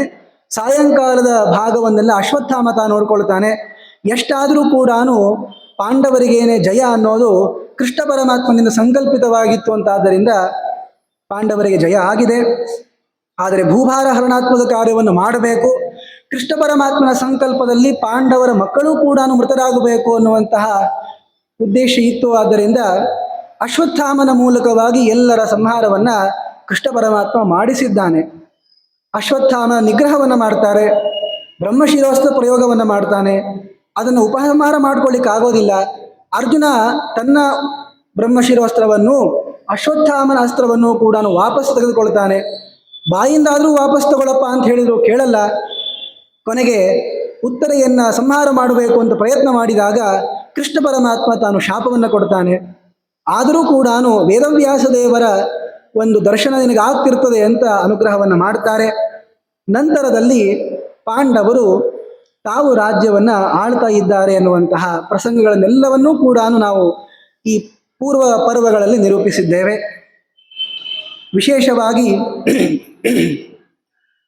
ಮಹಾಭಾರತ ಯುದ್ಧದಲ್ಲಿ ಮೃತರಾಗಿರುವಂತಹ ಎಲ್ಲರಿಗೂ ಕೂಡ ನೀರನ್ನು ಕೊಡಬೇಕು, ಅವರ ಶ್ರಾದ್ದ ಮುಂತಾದ ಕಾರ್ಯಗಳನ್ನು ಮಾಡಬೇಕು, ಉತ್ತರ ಕಾರ್ಯಗಳನ್ನು ಮಾಡಬೇಕಲ್ಲ ಅಂತ ಇರುವ ಕಾಲಕ್ಕೆ ಏನೆಲ್ಲ ಆಯಿತು ಅನ್ನೋದನ್ನ ಹಿಂದಿನ ಸ್ತ್ರೀ ಪರ್ವದಲ್ಲಿ ನಿರೂಪಣೆಯನ್ನು ಮಾಡಿದ ಮೇಲೆ ಶಾಂತಿ ಪರ್ವದ ಪ್ರಾರಂಭದಲ್ಲಿ ಕರ್ಣನಿಗೂ ಕೂಡ ಕುಂತಿ ಕಣ್ಣೀರು ಹಾಕ್ತಾ ನೀರು ಬಿಡ್ಲಿಕ್ಕೆ ಬರ್ತಾಳೆ. ಇಲ್ಲಿಯ ಪರ್ಯಂತ ಕುಂತಿದೇವಿ ಆ ಗುಟ್ಟನ್ನು ಹಿಡ್ಕೊಂಡಿದ್ದ ನೋಡಿ. ವಸ್ತುತಃ ಹೇಳಬೇಕು ಅಂದರೆ ಪಾಂಡವರ ಒಂದು ಚರಿತ್ರೆಯನ್ನು ಹೇಳಿ ನೋಡ್ರಿ ಪಾಂಡವರು ಎಷ್ಟೆಲ್ಲ ದುಃಖಪಟ್ಟರು ಅಂತ ಹೇಳ್ತಾರೆ. ಮೇಲ್ನೋಟಕ್ಕೆ ದುಃಖ ಬರುವಂತಹ ಪ್ರಸಂಗಗಳೇನೋ ಇದ್ವು, ಆದರೆ ಸ್ವಲ್ಪ ಕುಂತಿ ಬಗ್ಗೆ ವಿಚಾರ ಮಾಡಿ. ಕುಂತಿದೇವಿ ಅತ್ಯಂತ ತರುಣಾವಸ್ಥೆಯಲ್ಲೇನೆ ಪಾಂಡುರಾಜನನ್ನು ಕಳ್ಕೊಂಡವಳು. ಯಾವಾಗ ಇನ್ನ ಧರ್ಮರಾಜಾದಿಗಳೆಲ್ಲರೂ ಕೂಡ 16, 15, 13 ವರ್ಷದವರಿದ್ರು. ಅರ್ಜುನನಿಗೆ 13ನೇ ವಯಸ್ಸಿದ್ದಾಗ ಅವನ ಜನ್ಮ ನಕ್ಷತ್ರದ ದಿವಸ ಬ್ರಾಹ್ಮಣರನ್ನ ಕರೆಸಿ ಕುಂತಿದೇವಿ ಅಡುಗೆ ಮಾಡಿ ಬಡಿಸ್ತಾ ಇರುವ ಕಾಲಕ್ಕೆ, ಮತ್ತು ಫಾಲ್ಗುಣ ಮಾಸ ಹುಣ್ಣಿಮೆ ಬಂದಿತ್ತು. ಅದರಿಂದ ಏನಾಗ್ತದೆ, ಈ ಹುಣ್ಣಿಮೆಯಿಂದ ಅಮಾವಾಸ್ಯೆ ಎಂದು ಎಣಿಸುವಂತ ಒಂದು ಪದ್ಧತಿ ಇದೆ. ಅಂದ್ರೆ ಆಗಾಗಲೇ ಚೈತ್ರ ಮಾಸ ಬಂದ್ಬಿಟ್ಟಿದೆ. ಆ ವಸಂತ ಪವನ ಸ್ಪರ್ಶೇಧಿತ, ಆ ವಸಂತ ಮಾಸದಲ್ಲಿ ಬೀಳಿಸುವಂತಹ ಗಾಳಿಗೆ ಸಿಲುಕೊಂಡು ಮನಸ್ಸಿನಲ್ಲಿ ಕಾಮೋದ್ವೇಗವಾಗಿಬಿಟ್ಟು ಮಾದ್ರಿಯನ್ನ ಸ್ಪರ್ಶ ಮಾಡಿ ಸತ್ತೋಗ್ಬಿಡ್ತಾನೆ. ಅಷ್ಟಾದರೂ ಕುಂತಿ ಸುಮ್ಮನೆ ಕೊಡ್ಲಿಲ್ಲ. ನಾ ಸಹಗಮನ ಮಾಡ್ತೀನಿ ಅಂತಂದ್ರೆ ಋಷಿಗಳಿಗೆ ಕೇಳಬೇಕು ಯಾವಾಗಲೂ. ಸಹಗಮನ ಅನ್ನೋದು ಬಹಳ ವಿಶಿಷ್ಟವಾದ ಪದ್ಧತಿ. ಶುದ್ಧರಾಗಿರುವಂತಹ ಪತಿವ್ರತ ಸ್ತ್ರೀಯರಿಗೆ ಮಾತ್ರ ಮಾಡ್ಲಿಕ್ಕೆ ಆಗ್ತದೆ. ಆದರೆ ಸ್ಪರ್ಧಾ ಇವರಿಬ್ಬರಲ್ಲೂ ಕೂಡ ನಾ ಹೋಗ್ತೀನಿ ಅಂತ. ಆವಾಗ ಋಷಿಗಳು ಹೇಳ್ತಾರೆ ಮಾದ್ರಿ ಹೋಗೋದೇ ಒಳ್ಳೆಯದು. ಯಾಕೆಂದ್ರೆ ಪಾಂಡುರಾಜನಿಗೆ ಸರಿಯಾದ ಪ್ರೀತಿಯನ್ನ ಕುಂತಿ ಮಾಡಿದಷ್ಟು ಮಾದ್ರಿ ಮಾಡಿರಲಿಲ್ಲ. ಅದೇ ಈಗ ಪ್ರೀತಿಯನ್ನು ಮಾಡಿ ಸ್ಪರ್ಶ ಮಾಡೋ ಕಾಲಕ್ಕೆ ತಾನೇ ಮರಣ ಆಗಿದ್ದು ಅಂದ್ರೆ ಹಾಗಲ್ಲ. ಮಕ್ಕಳನ್ನ ದೇವತೆಗಳಿಂದ ಪಡಿಬೇಕು ಮಂತ್ರದ ಮುಖಾಂತರವಾಗಿ ಅಂತ ಹೇಳೋ ಕಾಲಕ್ಕೆ ಪಾಂಡುರಾಜ ಒಂದು ಮಾತು ಹೇಳಿರ್ತಾನೆ, ನನಗಿಂತಲೂ ಕೂಡ ಯೋಗ್ಯತೆಯಲ್ಲಿ ಅಧಿಕರಾದ ದೇವತೆಗಳನ್ನು ಕರಿಬೇಕು ಅಂತ. ಮಾದ್ರಿ ನನಗೆ ಮಕ್ಕಳಾಗಬೇಕು ಅನ್ನುವಂತಹ ಒಂದು ಅಭಿಪ್ರಾಯದಿಂದ ಕಥಂ ನುಸ್ಯಾಮಹಂ ದ್ವಿಪುತ್ರಿ, ನನಗೆ 2 ಮಕ್ಕಳು ಹೆಂಗಾಗ್ಯಾರೋ ಅಂತ ವಿಚಾರ ಮಾಡಿದ್ದು. ನೋಡ್ರಿ, ಮೊದಲಿಗೆ ಮಕ್ಕಳಾಗಿದ್ದು ಕುಂತಿದೇವಿಗೇನೆ, ಧರ್ಮರಾಜ ಮೊದಲು ಹುಟ್ಟಿದ್ದು. ಅದಕ್ಕೆ ಗಾಂಧಾರಿಗೆ ಹೊಟ್ಟೆ ಹೊಡ್ಕೊಳ್ತಾಳೆ. ಅವಳಿಗೇನೋ ಅಲ್ಲಿ ಮಾತು ಸರಿ ಆದರೆ ಸ್ವತಃ ಆ ಪಾಂಡುರಾಜ ಪರಾವಹ ಎನ್ನುವಂತಹ ಮರುತ್ತು, ಆ ಪರಾವಹ ಮರುತ್ತಿನ ನಿಯತ ಪತ್ನಿಯಾದವಳು ಈ ಮಾದ್ರಿಯೂ ಕೂಡ. ಸಿದ್ಧಿ ಧೃತಿ ಎನ್ನುವಂತಹ 2 ದೇವತೆಗಳ ಅವತಾರ ಕುಂತಿ ಮಾದ್ರಿ. ಇಷ್ಟಿದ್ರೂ ಕೂಡ ಭೂಲೋಕದಲ್ಲಿ ಅವತರಿಸಿದಾಗ ಅವಳಿಗೆ 3 ಮಂದಿ ಮಕ್ಕಳಾದ್ರು, ನನಗೆ ಮಕ್ಕಳೇ ಆಗಿಲ್ವಲ್ಲ ಅಂತ ಅನ್ಕೊಂಡ್ಲು. ಅನ್ಕೊಳ್ಳಿ ಬಿಡ್ರಿ, ಏನಾಯ್ತು ಅಂದ್ರೆ ಮಂತ್ರವನ್ನೇನೋ ಕುಂತಿದೇವಿ ಉಪದೇಶ ಮಾಡಿದ್ದು, ಪಾಂಡುರಾಜ ಹೇಳ್ದ ಅಂತ. ನೋಡಿ, ಇವಳು 13 ವರ್ಷಗಳ ಪರ್ಯಂತ ತಪಸ್ಸು ಮಾಡಿ ಆ ದುರ್ವಾಸರಿಂದ ಹೇಗೋ ಕಷ್ಟಪಟ್ಟು ಮಂತ್ರವನ್ನ ಪಡೆದಿದ್ದಾಳೆ, ಅದನ್ನು ಸುಲಭವಾಗಿ ಕೊಟ್ಲು. ಇದು ಕುಂತಿದೇವಿಯಲ್ಲಿರುವಂತಹ ಸಾರಳ್ಯ. ಗಂಡ ಹೇಳಿದ್ದಾನೆ ಕೊಡಬೇಕು, ಕೊಟ್ಟೆ. ಆದ್ರೆ ಮಾದ್ರಿ ಅದನ್ನು ಸರಿಯಾಗಿ ಬಳಸ್ಕೊಳ್ಳಿಲ್ಲ. ಮಾದ್ರಿದೇವಿ ಇದೊಂದು ತಪ್ಪು ಮಾಡಿದ್ದಾಳೆ ಅಷ್ಟೇ. ಆದ್ರೆ ಇದುವೇ ಅವಳ ಸಹಗಮನಕ್ಕೆ ಕಾರಣ ಅಂತಂತಾರೆ. ಯಾಕೆಂದ್ರೆ ಪಾಂಡುರಾಜ ಶೇಷಶತಸ್ಥ ದೇವತೆಗಳು ಅಂತ ಬರ್ತಾರಲ್ಲ, ಆ ಸಾಲಿನಲ್ಲಿ ಬರುವಂಥವನು. ಅವರಿಗೆ ಸಮನಾದವರು ಅಂದ್ರೆ ಒಂದೇ ಕಕ್ಷೆಯಲ್ಲಿ ಬರುವವರು ಗಣಪತಿ, ವಿಶ್ವಕ್ಸೇನ ಹಾಗೂ ಅಶ್ವಿನಿ ದೇವತೆಗಳು. ಪಾಂಡುರಾಜ ಏನು ಹೇಳಿದ್ದ, ನನಗಿಂತಲೂ ಅಧಿಕರಾಗಿರುವ ಯೋಗ್ಯತೆಯನ್ನು ಉಳ್ಳಂತಹ ವ್ಯಕ್ತಿಗಳನ್ನು ನೀನು ಕರಿಬೇಕು, ದೇವತೆಗಳನ್ನ ಮಕ್ಕಳನ್ನಾಗಿ ಅಂತ. ಅಧಿಕಾಂತೂ ಆಗ್ಲಿಲ್ವಲ್ಲ, ಸಮ. ನೋಡಿ, ಸಮಾನ ಕಕ್ಷ್ಯಾಪನ್ನರಲ್ಲೂ ಕಿಂಚಿತ್ ತಾರತಮ್ಯವನ್ನು ನಾವು ಒಪ್ಪಿದ್ದೀವಿ. ಬ್ರಹ್ಮವಾಯುಗಳು ಒಂದೇ ಕಕ್ಷೆಯಲ್ಲಿ ಬರ್ತಾರೆ, ಆದರೆ ಸಮಾನನೀಯ ಏಮಮೆ ಮುಖ್ಯ ಪ್ರಾಣದೇವರಕ್ಕಿಂತಲೂ ಕೂಡ ಬ್ರಹ್ಮದೇವರು ಕಿಂಚಿತ್ ಅಧಿಕ. ಅದಕ್ಕೆ ಹನುಮಂತ ಹೇಳ್ತಾನೆ, ಬ್ರಹ್ಮದೇವರು ನನಗೆ ಮಾನನೀಯರು, ಆದ್ದರಿಂದ ಈ ಇಂದ್ರಜಿತ್ತು ಬಿಟ್ಟಿರುವಂತಹ ಬ್ರಹ್ಮಾಸ್ತ್ರ ಗೌರವ ಕೊಡ್ತೀನಿ ಅಂತ ಹೇಳಿ ಕಟ್ಟಿಸ್ಕೊಂಡಿರ್ತಾನೆ. ಅದರಿಂದ ಪಾಂಡುರಾಜ ಪರಾವಹ ಎನ್ನುವಂತಹ ಮರುತ್ತು ಶೇಷತಸ್ಥರ ಸಾಲಿಗೆ ಬರ್ತಾರೆ. ಅವರಿಗೆ ಸಮಾನ ಕಕ್ಷ್ಯಾಪನ್ನರು ಅಶ್ವಿನಿ ದೇವತೆಗಳು ಅಂತ. ಆದ್ದರಿಂದ ಅಶ್ವಿನಿ ದೇವತೆಗಳನ್ನ ಕರೆದ್ರೆ ಇಬ್ರು ಬರ್ತಾರೆ ಮಕ್ಕಳಾಗಿ. ಆದ್ದರಿಂದ ಒಂದು ಮಂತ್ರವನ್ನ ಬಳಸ್ಕೊಂಡು ಒಬ್ಬನೇ ಮಗನನ್ನ ಪಡಿಬಹುದು. ವಿಶೇಷ ನಾಮದಿಂದ ಕರೆದಾಗ ಒಬ್ಬರೇ ಬರ್ತಾರೆ. ಆದರೆ ಈ ಅಶ್ವಿನಿ ದೇವತೆಗಳಿಗೆ ನಾಸತ್ಯ ಅಂತ ಕರೆದ್ರೆ ಅದು ವಿಶೇಷ ಹೆಸರೇ, ಅದು ಇಬ್ರು ಬರ್ತಾರೆ. ಆದ್ದರಿಂದ ಈ ಒಂದು ಬುದ್ಧಿವಂತಿಕೆಯನ್ನು ಅವಳಲ್ಲಿ ಬಳಸಿದ್ಲು. ಆದರೆ ಪಾಂಡುರಾಜನಿಗೆ ಸಮ ಯೋಗ್ಯತೆಯಲ್ಲಿ ಸಮನಾಗಿರುವ ವ್ಯಕ್ತಿಯನ್ನ ಮಗನನ್ನಾಗಿ ಪಡೆದೆ, ಇದು ಪಾಂಡರಾಜನಿಗೆ ಅನವೀಪ್ಸಿತವಾಗಿರುವಂತಹದ್ದು. ಅದಕ್ಕೋಸ್ಕರ ಹೇಳ್ತಾರೆ, ಈ ಒಂದು ತಪ್ಪನ್ನು ನೀನು ಮಾಡಿರುವ ಕಾರಣದಿಂದ ನೀನೇ ಹೋಗಬೇಕು. ಇದು ಒಂದು. ಇನ್ನೊಂದಿದೆ, ಕುಂತಿದೇವಿಯ ಹೆಸರು ಪೃಥಾ ಅಂತ. ಕುಂತಿದೇವಿಗೆ 5 ಜನ ಮಕ್ಕಳು ಅಂತ ಅವಳು ಅಂದ್ಕೊಳ್ತಾಳೆ. ಆದರೆ ಮಾದ್ರಿ ನನಗಿಬ್ರು ಮಕ್ಕಳು ಅಂತ ಅಂದ್ಕೊಳ್ತಾಳೆ. ಅದಕ್ಕೋಸ್ಕರನೂ ಕೂಡ ನೀನು ಸಹಗಮನ ಮಾಡಬೇಕು ಅಂತಂದಾಗ ಮಾದ್ರಿ ದೇವಿ ಸಂತೋಷದಿಂದಲೇನೆ ಪತಿಯ ಸಲೋಕವನ್ನ ಪಡಿಲಿಕ್ಕೆ ಆಗ್ತದೆ ಅಂತ ಅಂದ್ಕೊಂಡು ಅವಳು ಸಹಗಮನವನ್ನ ಮಾಡ್ತಾಳೆ ಅಂತ. ಈ ಕಥೆಯನ್ನು ಯಾಕೆ ನೆನಪಿಸಿದ್ದು ಅಂದ್ರೆ, ಪಾಂಡುರಾಜನ ಮರಣ ಆಗಿದ್ದ ಆವಾಗ. ಈಗ ಧರ್ಮರಾಜಾದಿಗಳಿಗೆ 72, 73 ವಯಸ್ಸಾಗಿ ಹೋಗಿದೆ. ಅಷ್ಟು ವರ್ಷಗಳ ಪರ್ಯಂತ ಮಕ್ಕಳನ್ನ ಒಬ್ಬಳೇ ಸಾಕಿ ಇವರೆಲ್ಲರೂ ದುರ್ಯೋಧನಾದಿಗಳು ಬಿಡ್ತಾರಾ? ನೋಡಿ, ಪತಿ ಇಲ್ಲ ಅಂದ್ರೆ, ಪತಿ ಮನೆತನದವರು ಸರಿಯಾಗಿ ನೋಡ್ಕೊಳ್ಳಿಲ್ಲ ಅಂದ್ರೆ ಏನಾಗ್ತದೆ ಅನ್ನೋದಕ್ಕೆ ಕುಂತಿದೇವಿನೇ ಉದಾಹರಣೆ. ಏನೋ 4 ಮಾತು ಅಂತಾರೆ ಅಂದ್ರೆ ಅನಿಸ್ಕೋಬಹುದೇನೋ, ಅದು ಆಗೋದಿಲ್ಲ. ಆದರೆ ವಿಷ ಹಾಕೋದು, ಬೇರೆ ಊರಿಗೆ ಕಳಿಸೋದು, 1, 2 ಇಷ್ಟಿದ್ರೂ ಕೂಡ ಕುಂತಿದೇವಿ ಪಾರಾಗಿ ತನ್ನ ಮಕ್ಕಳನ್ನೆಲ್ಲರನ್ನೂ ಕೂಡ ರಕ್ಷಣೆ ಮಾಡಿದ್ಲಲ್ಲ. ಇದೆಲ್ಲದಕ್ಕೂ ಕಾರಣ ಕೃಷ್ಣ ಪರಮಾತ್ಮ ಅಂತ ಹೇಳಿ, ಇದೇ ಸಂದರ್ಭದಲ್ಲಿ ಉತ್ತರೆಯ ಗರ್ಭವನ್ನ ರಕ್ಷಣೆ ಮಾಡುವ ಕಾಲಕ್ಕೆ ಕುಂತಿದೇವಿ ಹೇಳ್ತಾಳೆ ನೋಡಿ, ವಿಪದ ಸಂತು ನ ಶಾಶ್ವತ. ಕೃಷ್ಣ, ಇಷ್ಟೆಲ್ಲ ಆಪತ್ತು ಕೊಟ್ಟಿಯಲ್ಲಪ್ಪ, ಬಹಳ ಚಲೋ ಆಯ್ತು, ಇನ್ನು ಆಪತ್ತೇ ಕೊಡು. ಯಾಕೆಂದ್ರೆ ಆಪತ್ ಪರಿಹಾರಕನಾಗಿ ನೀ ಬಂದೇ ಬರ್ತೀನಿ, ನಮ್ಗೆ ಗೊತ್ತಿದೆ, ನಿನ್ನ ದರ್ಶನ ಆಗೇ ಆಗತ್ತೆ ಅಂತ. ಇಷ್ಟು ಉನ್ನತ ಮಟ್ಟದ ಜ್ಞಾನವನ್ನ ಪಡೆದಂತಹ ಕುಂತಿ, ಆದರೆ ತಾನು ಕುತೂಹಲದಿಂದ ಆ ಮಂತ್ರ ಪ್ರಯೋಗವನ್ನು ಮಾಡಿ ಸೂರ್ಯನಿಂದ ಮಗನನ್ನ ಪಡೆದಿದ್ದನ್ನು ಮಾತ್ರ ಯಾರು ಮುಂದೆ ಹೇಳಿರಲಿಲ್ಲ. ನೋಡಿ, ತನ್ನ ಎದುರಿಗೆ ಮಗ ಸತ್ತು ಹೋಗಿದ್ದಾನೆ, ಇಷ್ಟಾದ್ರೂ ಬಾಯಿ ಬಿಡ್ಲಿಲ್ಲ ಅವಳು. ಅವತ್ತೇ ಹೇಳ್ಬೋದಾಗಿತ್ತು, 17ನೇ ದಿನನೇ ಹೇಳಲಿಲ್ಲ. 1 ದಿವಸ ಉಳಿತಿತ್ತಲ್ರಿ, ಲಘು ಮುಗಿತಿತ್ತು ಮಹಾಭಾರತ. ಹೇಳಲಿಲ್ಲ ಅವಳು. ಯಾಕೆಂದ್ರೆ ಅಷ್ಟು ಮನಸ್ಸಿನಲ್ಲಿ ಅದನ್ನು ಇಟ್ಕೊಂಡ್ಬಿಟ್ಟಿದ್ದಾಳೆ. ಅದಕ್ಕೆ ಧರ್ಮರಾಜನಿಗೆ ಸಿಟ್ಟು. ಈ ಸ್ತ್ರೀಯರು ಇಂತಹ ವಿಷಯಗಳನ್ನೆಲ್ಲ ಮುಚ್ಚಿಟ್ಕೊಳ್ತಾರಲ್ಲ, ಆದ್ದರಿಂದ ಗುಹ್ಯಂ ಹೃದಯ ನತಿಷ್ಠತು, ಸ್ತ್ರೀಯರ ಮನಸ್ಸಿನಲ್ಲಿ ಈ ಗುಟ್ಟು ಅನ್ನೋದು ಇರಲೇಬಾರದು ಅಂತ ಶಾಪ ಕೊಡ್ತಾನೆ. ಆಗ ಧರ್ಮರಾಜನಿಗೆ ಶಾಪ ಏನೋ ಕೊಟ್ಟ, ತನ್ನ ಮನಸ್ಸಿನಲ್ಲಿ ತುಂಬಾ ವೇದನೆ ಆಯಿತು. ನಮ್ಮ ಅಣ್ಣ ತಂದೆಗೆ ಸಮಾನನಾಗಿರುವಂತಹ ಕರ್ಣನನ್ನ ಕೊಂದು ನಾವು ರಾಜ್ಯ ಆಳ್ಲಿಕ್ಕೆ ಆಗೋದಿಲ್ಲ, ಬೇಡ ನನಗೆ ಅಂತ ಹೇಳ್ತಾನೆ. ಅವನ ಈ ಮನಸ್ಸಿನಲ್ಲಿ ಉಂಟಾಗಿರುವಂತಹ ಶೋಕವನ್ನ ಪರಿಹರಿಸಲಿಕ್ಕೆ ಸಮಗ್ರವಾಗಿರುವ ಶಾಂತಿ ಪರ್ವ ಹಾಗೂ ಅನುಶಾಸನ ಪರ್ವಗಳು ಬಂದಿರೋದು. ನಾವು ಹಿಂದಿನ ಪ್ರವಚನ ಮಾಲಿಕೆಯಲ್ಲಿ ಕರ್ಣನ ಎಲ್ಲ ವಿಷಯಗಳನ್ನು ಹೇಳಿದ್ದೇವೆ. ಧರ್ಮರಾಜನ ಮುಂದೆ ಈಗ ಕರ್ಣ ಹೇಗೆ ತಾನು ವಿದ್ಯಾಭ್ಯಾಸ ಮಾಡಿದ್ದು, ಕರ್ಣ ಹೇಗೆ ಆ ಬ್ರಾಹ್ಮಣನ ಶಾಪಕ್ಕೆ ಸಿಲುಕ್ತಾನೆ, ಅದಕ್ಕೋಸ್ಕರನೇ ಆತನ ರಥದ ಗಾಲಿಯನ್ನು ಭೂಮಿ ನುಂಗ್ಲಿಕ್ಕೆ ಹೋಗಿದ್ದು, ಎಲ್ಲ ಕಥೆಗಳನ್ನು ಹೇಳಿದ್ದೇವೆ. ಆದ್ದರಿಂದ ನಾಳಿನಿಂದ ಧರ್ಮರಾಜನಿಗೆ ಈ ಮನಸ್ಸಿನಲ್ಲಿರುವಂತಹ ದುಃಖವನ್ನು ಪರಿಹಾರ ಮಾಡಲಿಕ್ಕೆ ಪಾಂಡವರು, ದ್ರೌಪದಿ ದೇವಿ, ದೇವಸ್ಥಾನ ಮುಂತಾಗಿರುವ ಋಷಿಗಳು, ಪ್ರಧಾನರಾಗಿ ಭೀಷ್ಮಾಚಾರ್ಯರು ಏನೆಲ್ಲ ಉಪದೇಶವನ್ನು ಮಾಡ್ತಾರೆ ಎನ್ನುವಂತಹ ವಿಷಯಗಳನ್ನು ನಾಳಿನಿಂದ ನೋಡೋಣ ಅಂತ ಹೇಳ್ತಾ, ವಿಶೇಷವಾಗಿ ಈ 3 ದಿವಸಗಳ ಪರ್ಯಂತ ಪರಮ ಪೂಜ್ಯರಾಗಿರುವಂತಹ ಶ್ರೀ ಶ್ರೀ ಉತ್ತರಾದಿ ಮಠಾಧೀಶ್ವರರಾದ ಶ್ರೀ ಸತ್ಯಾತ್ಮತೀರ್ಥ ಶ್ರೀಪಾದಂಗಳವರ ಆದೇಶದ ಮೇರೆಗೆ ಶ್ರೀಮಠದಲ್ಲಿ ಅಧ್ಯಕ್ಷರು ಬಹಳ ಗೌರವದಿಂದ ಈ ವಿರಾಟ ಪರ್ವದ ಪ್ರವಚನವನ್ನು ಮಾಡಲಿಕ್ಕೆ ಅಂತ ಅಣಿ ಮಾಡಿಕೊಟ್ಟಿದ್ದಾರೆ. ಇದರಿಂದ ಭಗವಂತ ಪ್ರಸನ್ನನಾಗಬೇಕು. ಪ್ರಸನ್ನನಾಗಿ ಏನು ಸಂಕಲ್ಪವನ್ನು ಸ್ವಾಮಿಗಳವರು ಮಾಡಿದ್ದಾರೋ ಅದನ್ನು ಪೂರ್ಣ ಮಾಡಬೇಕು ಅನ್ನುವಂತಹ ಪ್ರಾರ್ಥನೆ ನಾವೆಲ್ಲರೂ ಕೂಡ ಮಾಡ್ತಾ ಈ ಪ್ರವಚನವನ್ನು ಗುರುಗಳ ದ್ವಾರ ಪರಮಾತ್ಮನಿಗೆ ಅರ್ಪಣೆಯನ್ನು ಮಾಡೋಣ. ಹರೇ ನಮಃ. ಶ್ರೀಕೃಷ್ಣ ಅರ್ಪಣಮಸ್ತು.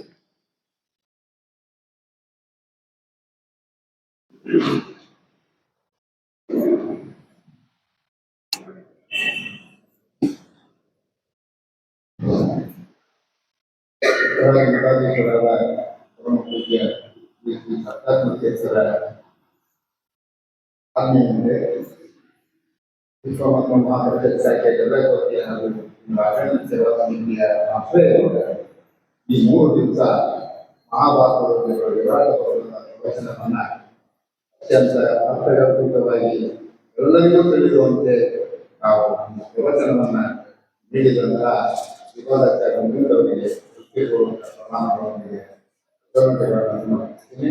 ಅದೇ ರೀತಿ ಈ ಕಾರ್ಯಕ್ರಮಕ್ಕೆ ಚಾಲನೆಯನ್ನು ಕೊಟ್ಟು ಪ್ರತಿನಿತ್ಯ ಈ ಒಂದು ಸಾಹಿತ್ಯವನ್ನು ನೀಡಿದಂತಹ ಪರಮ ಪೂಜ್ಯ ವರದಾಚಾರ್ಯರಿಗೆ ಅನಂತ ನಮಸ್ಕಾರಗಳೊಂದಿಗೆ ಧನ್ಯವಾದಗಳನ್ನು ತಮಿಳುಗಳಿಗೂ ಧನ್ಯವಾದಗಳು ಹೇಳಿ ನಾಳೆಯಿಂದ ಮತ್ತೆ ಮಹಾಭಾರತ ಪ್ರಕಾರ 6 ಗಂಟೆ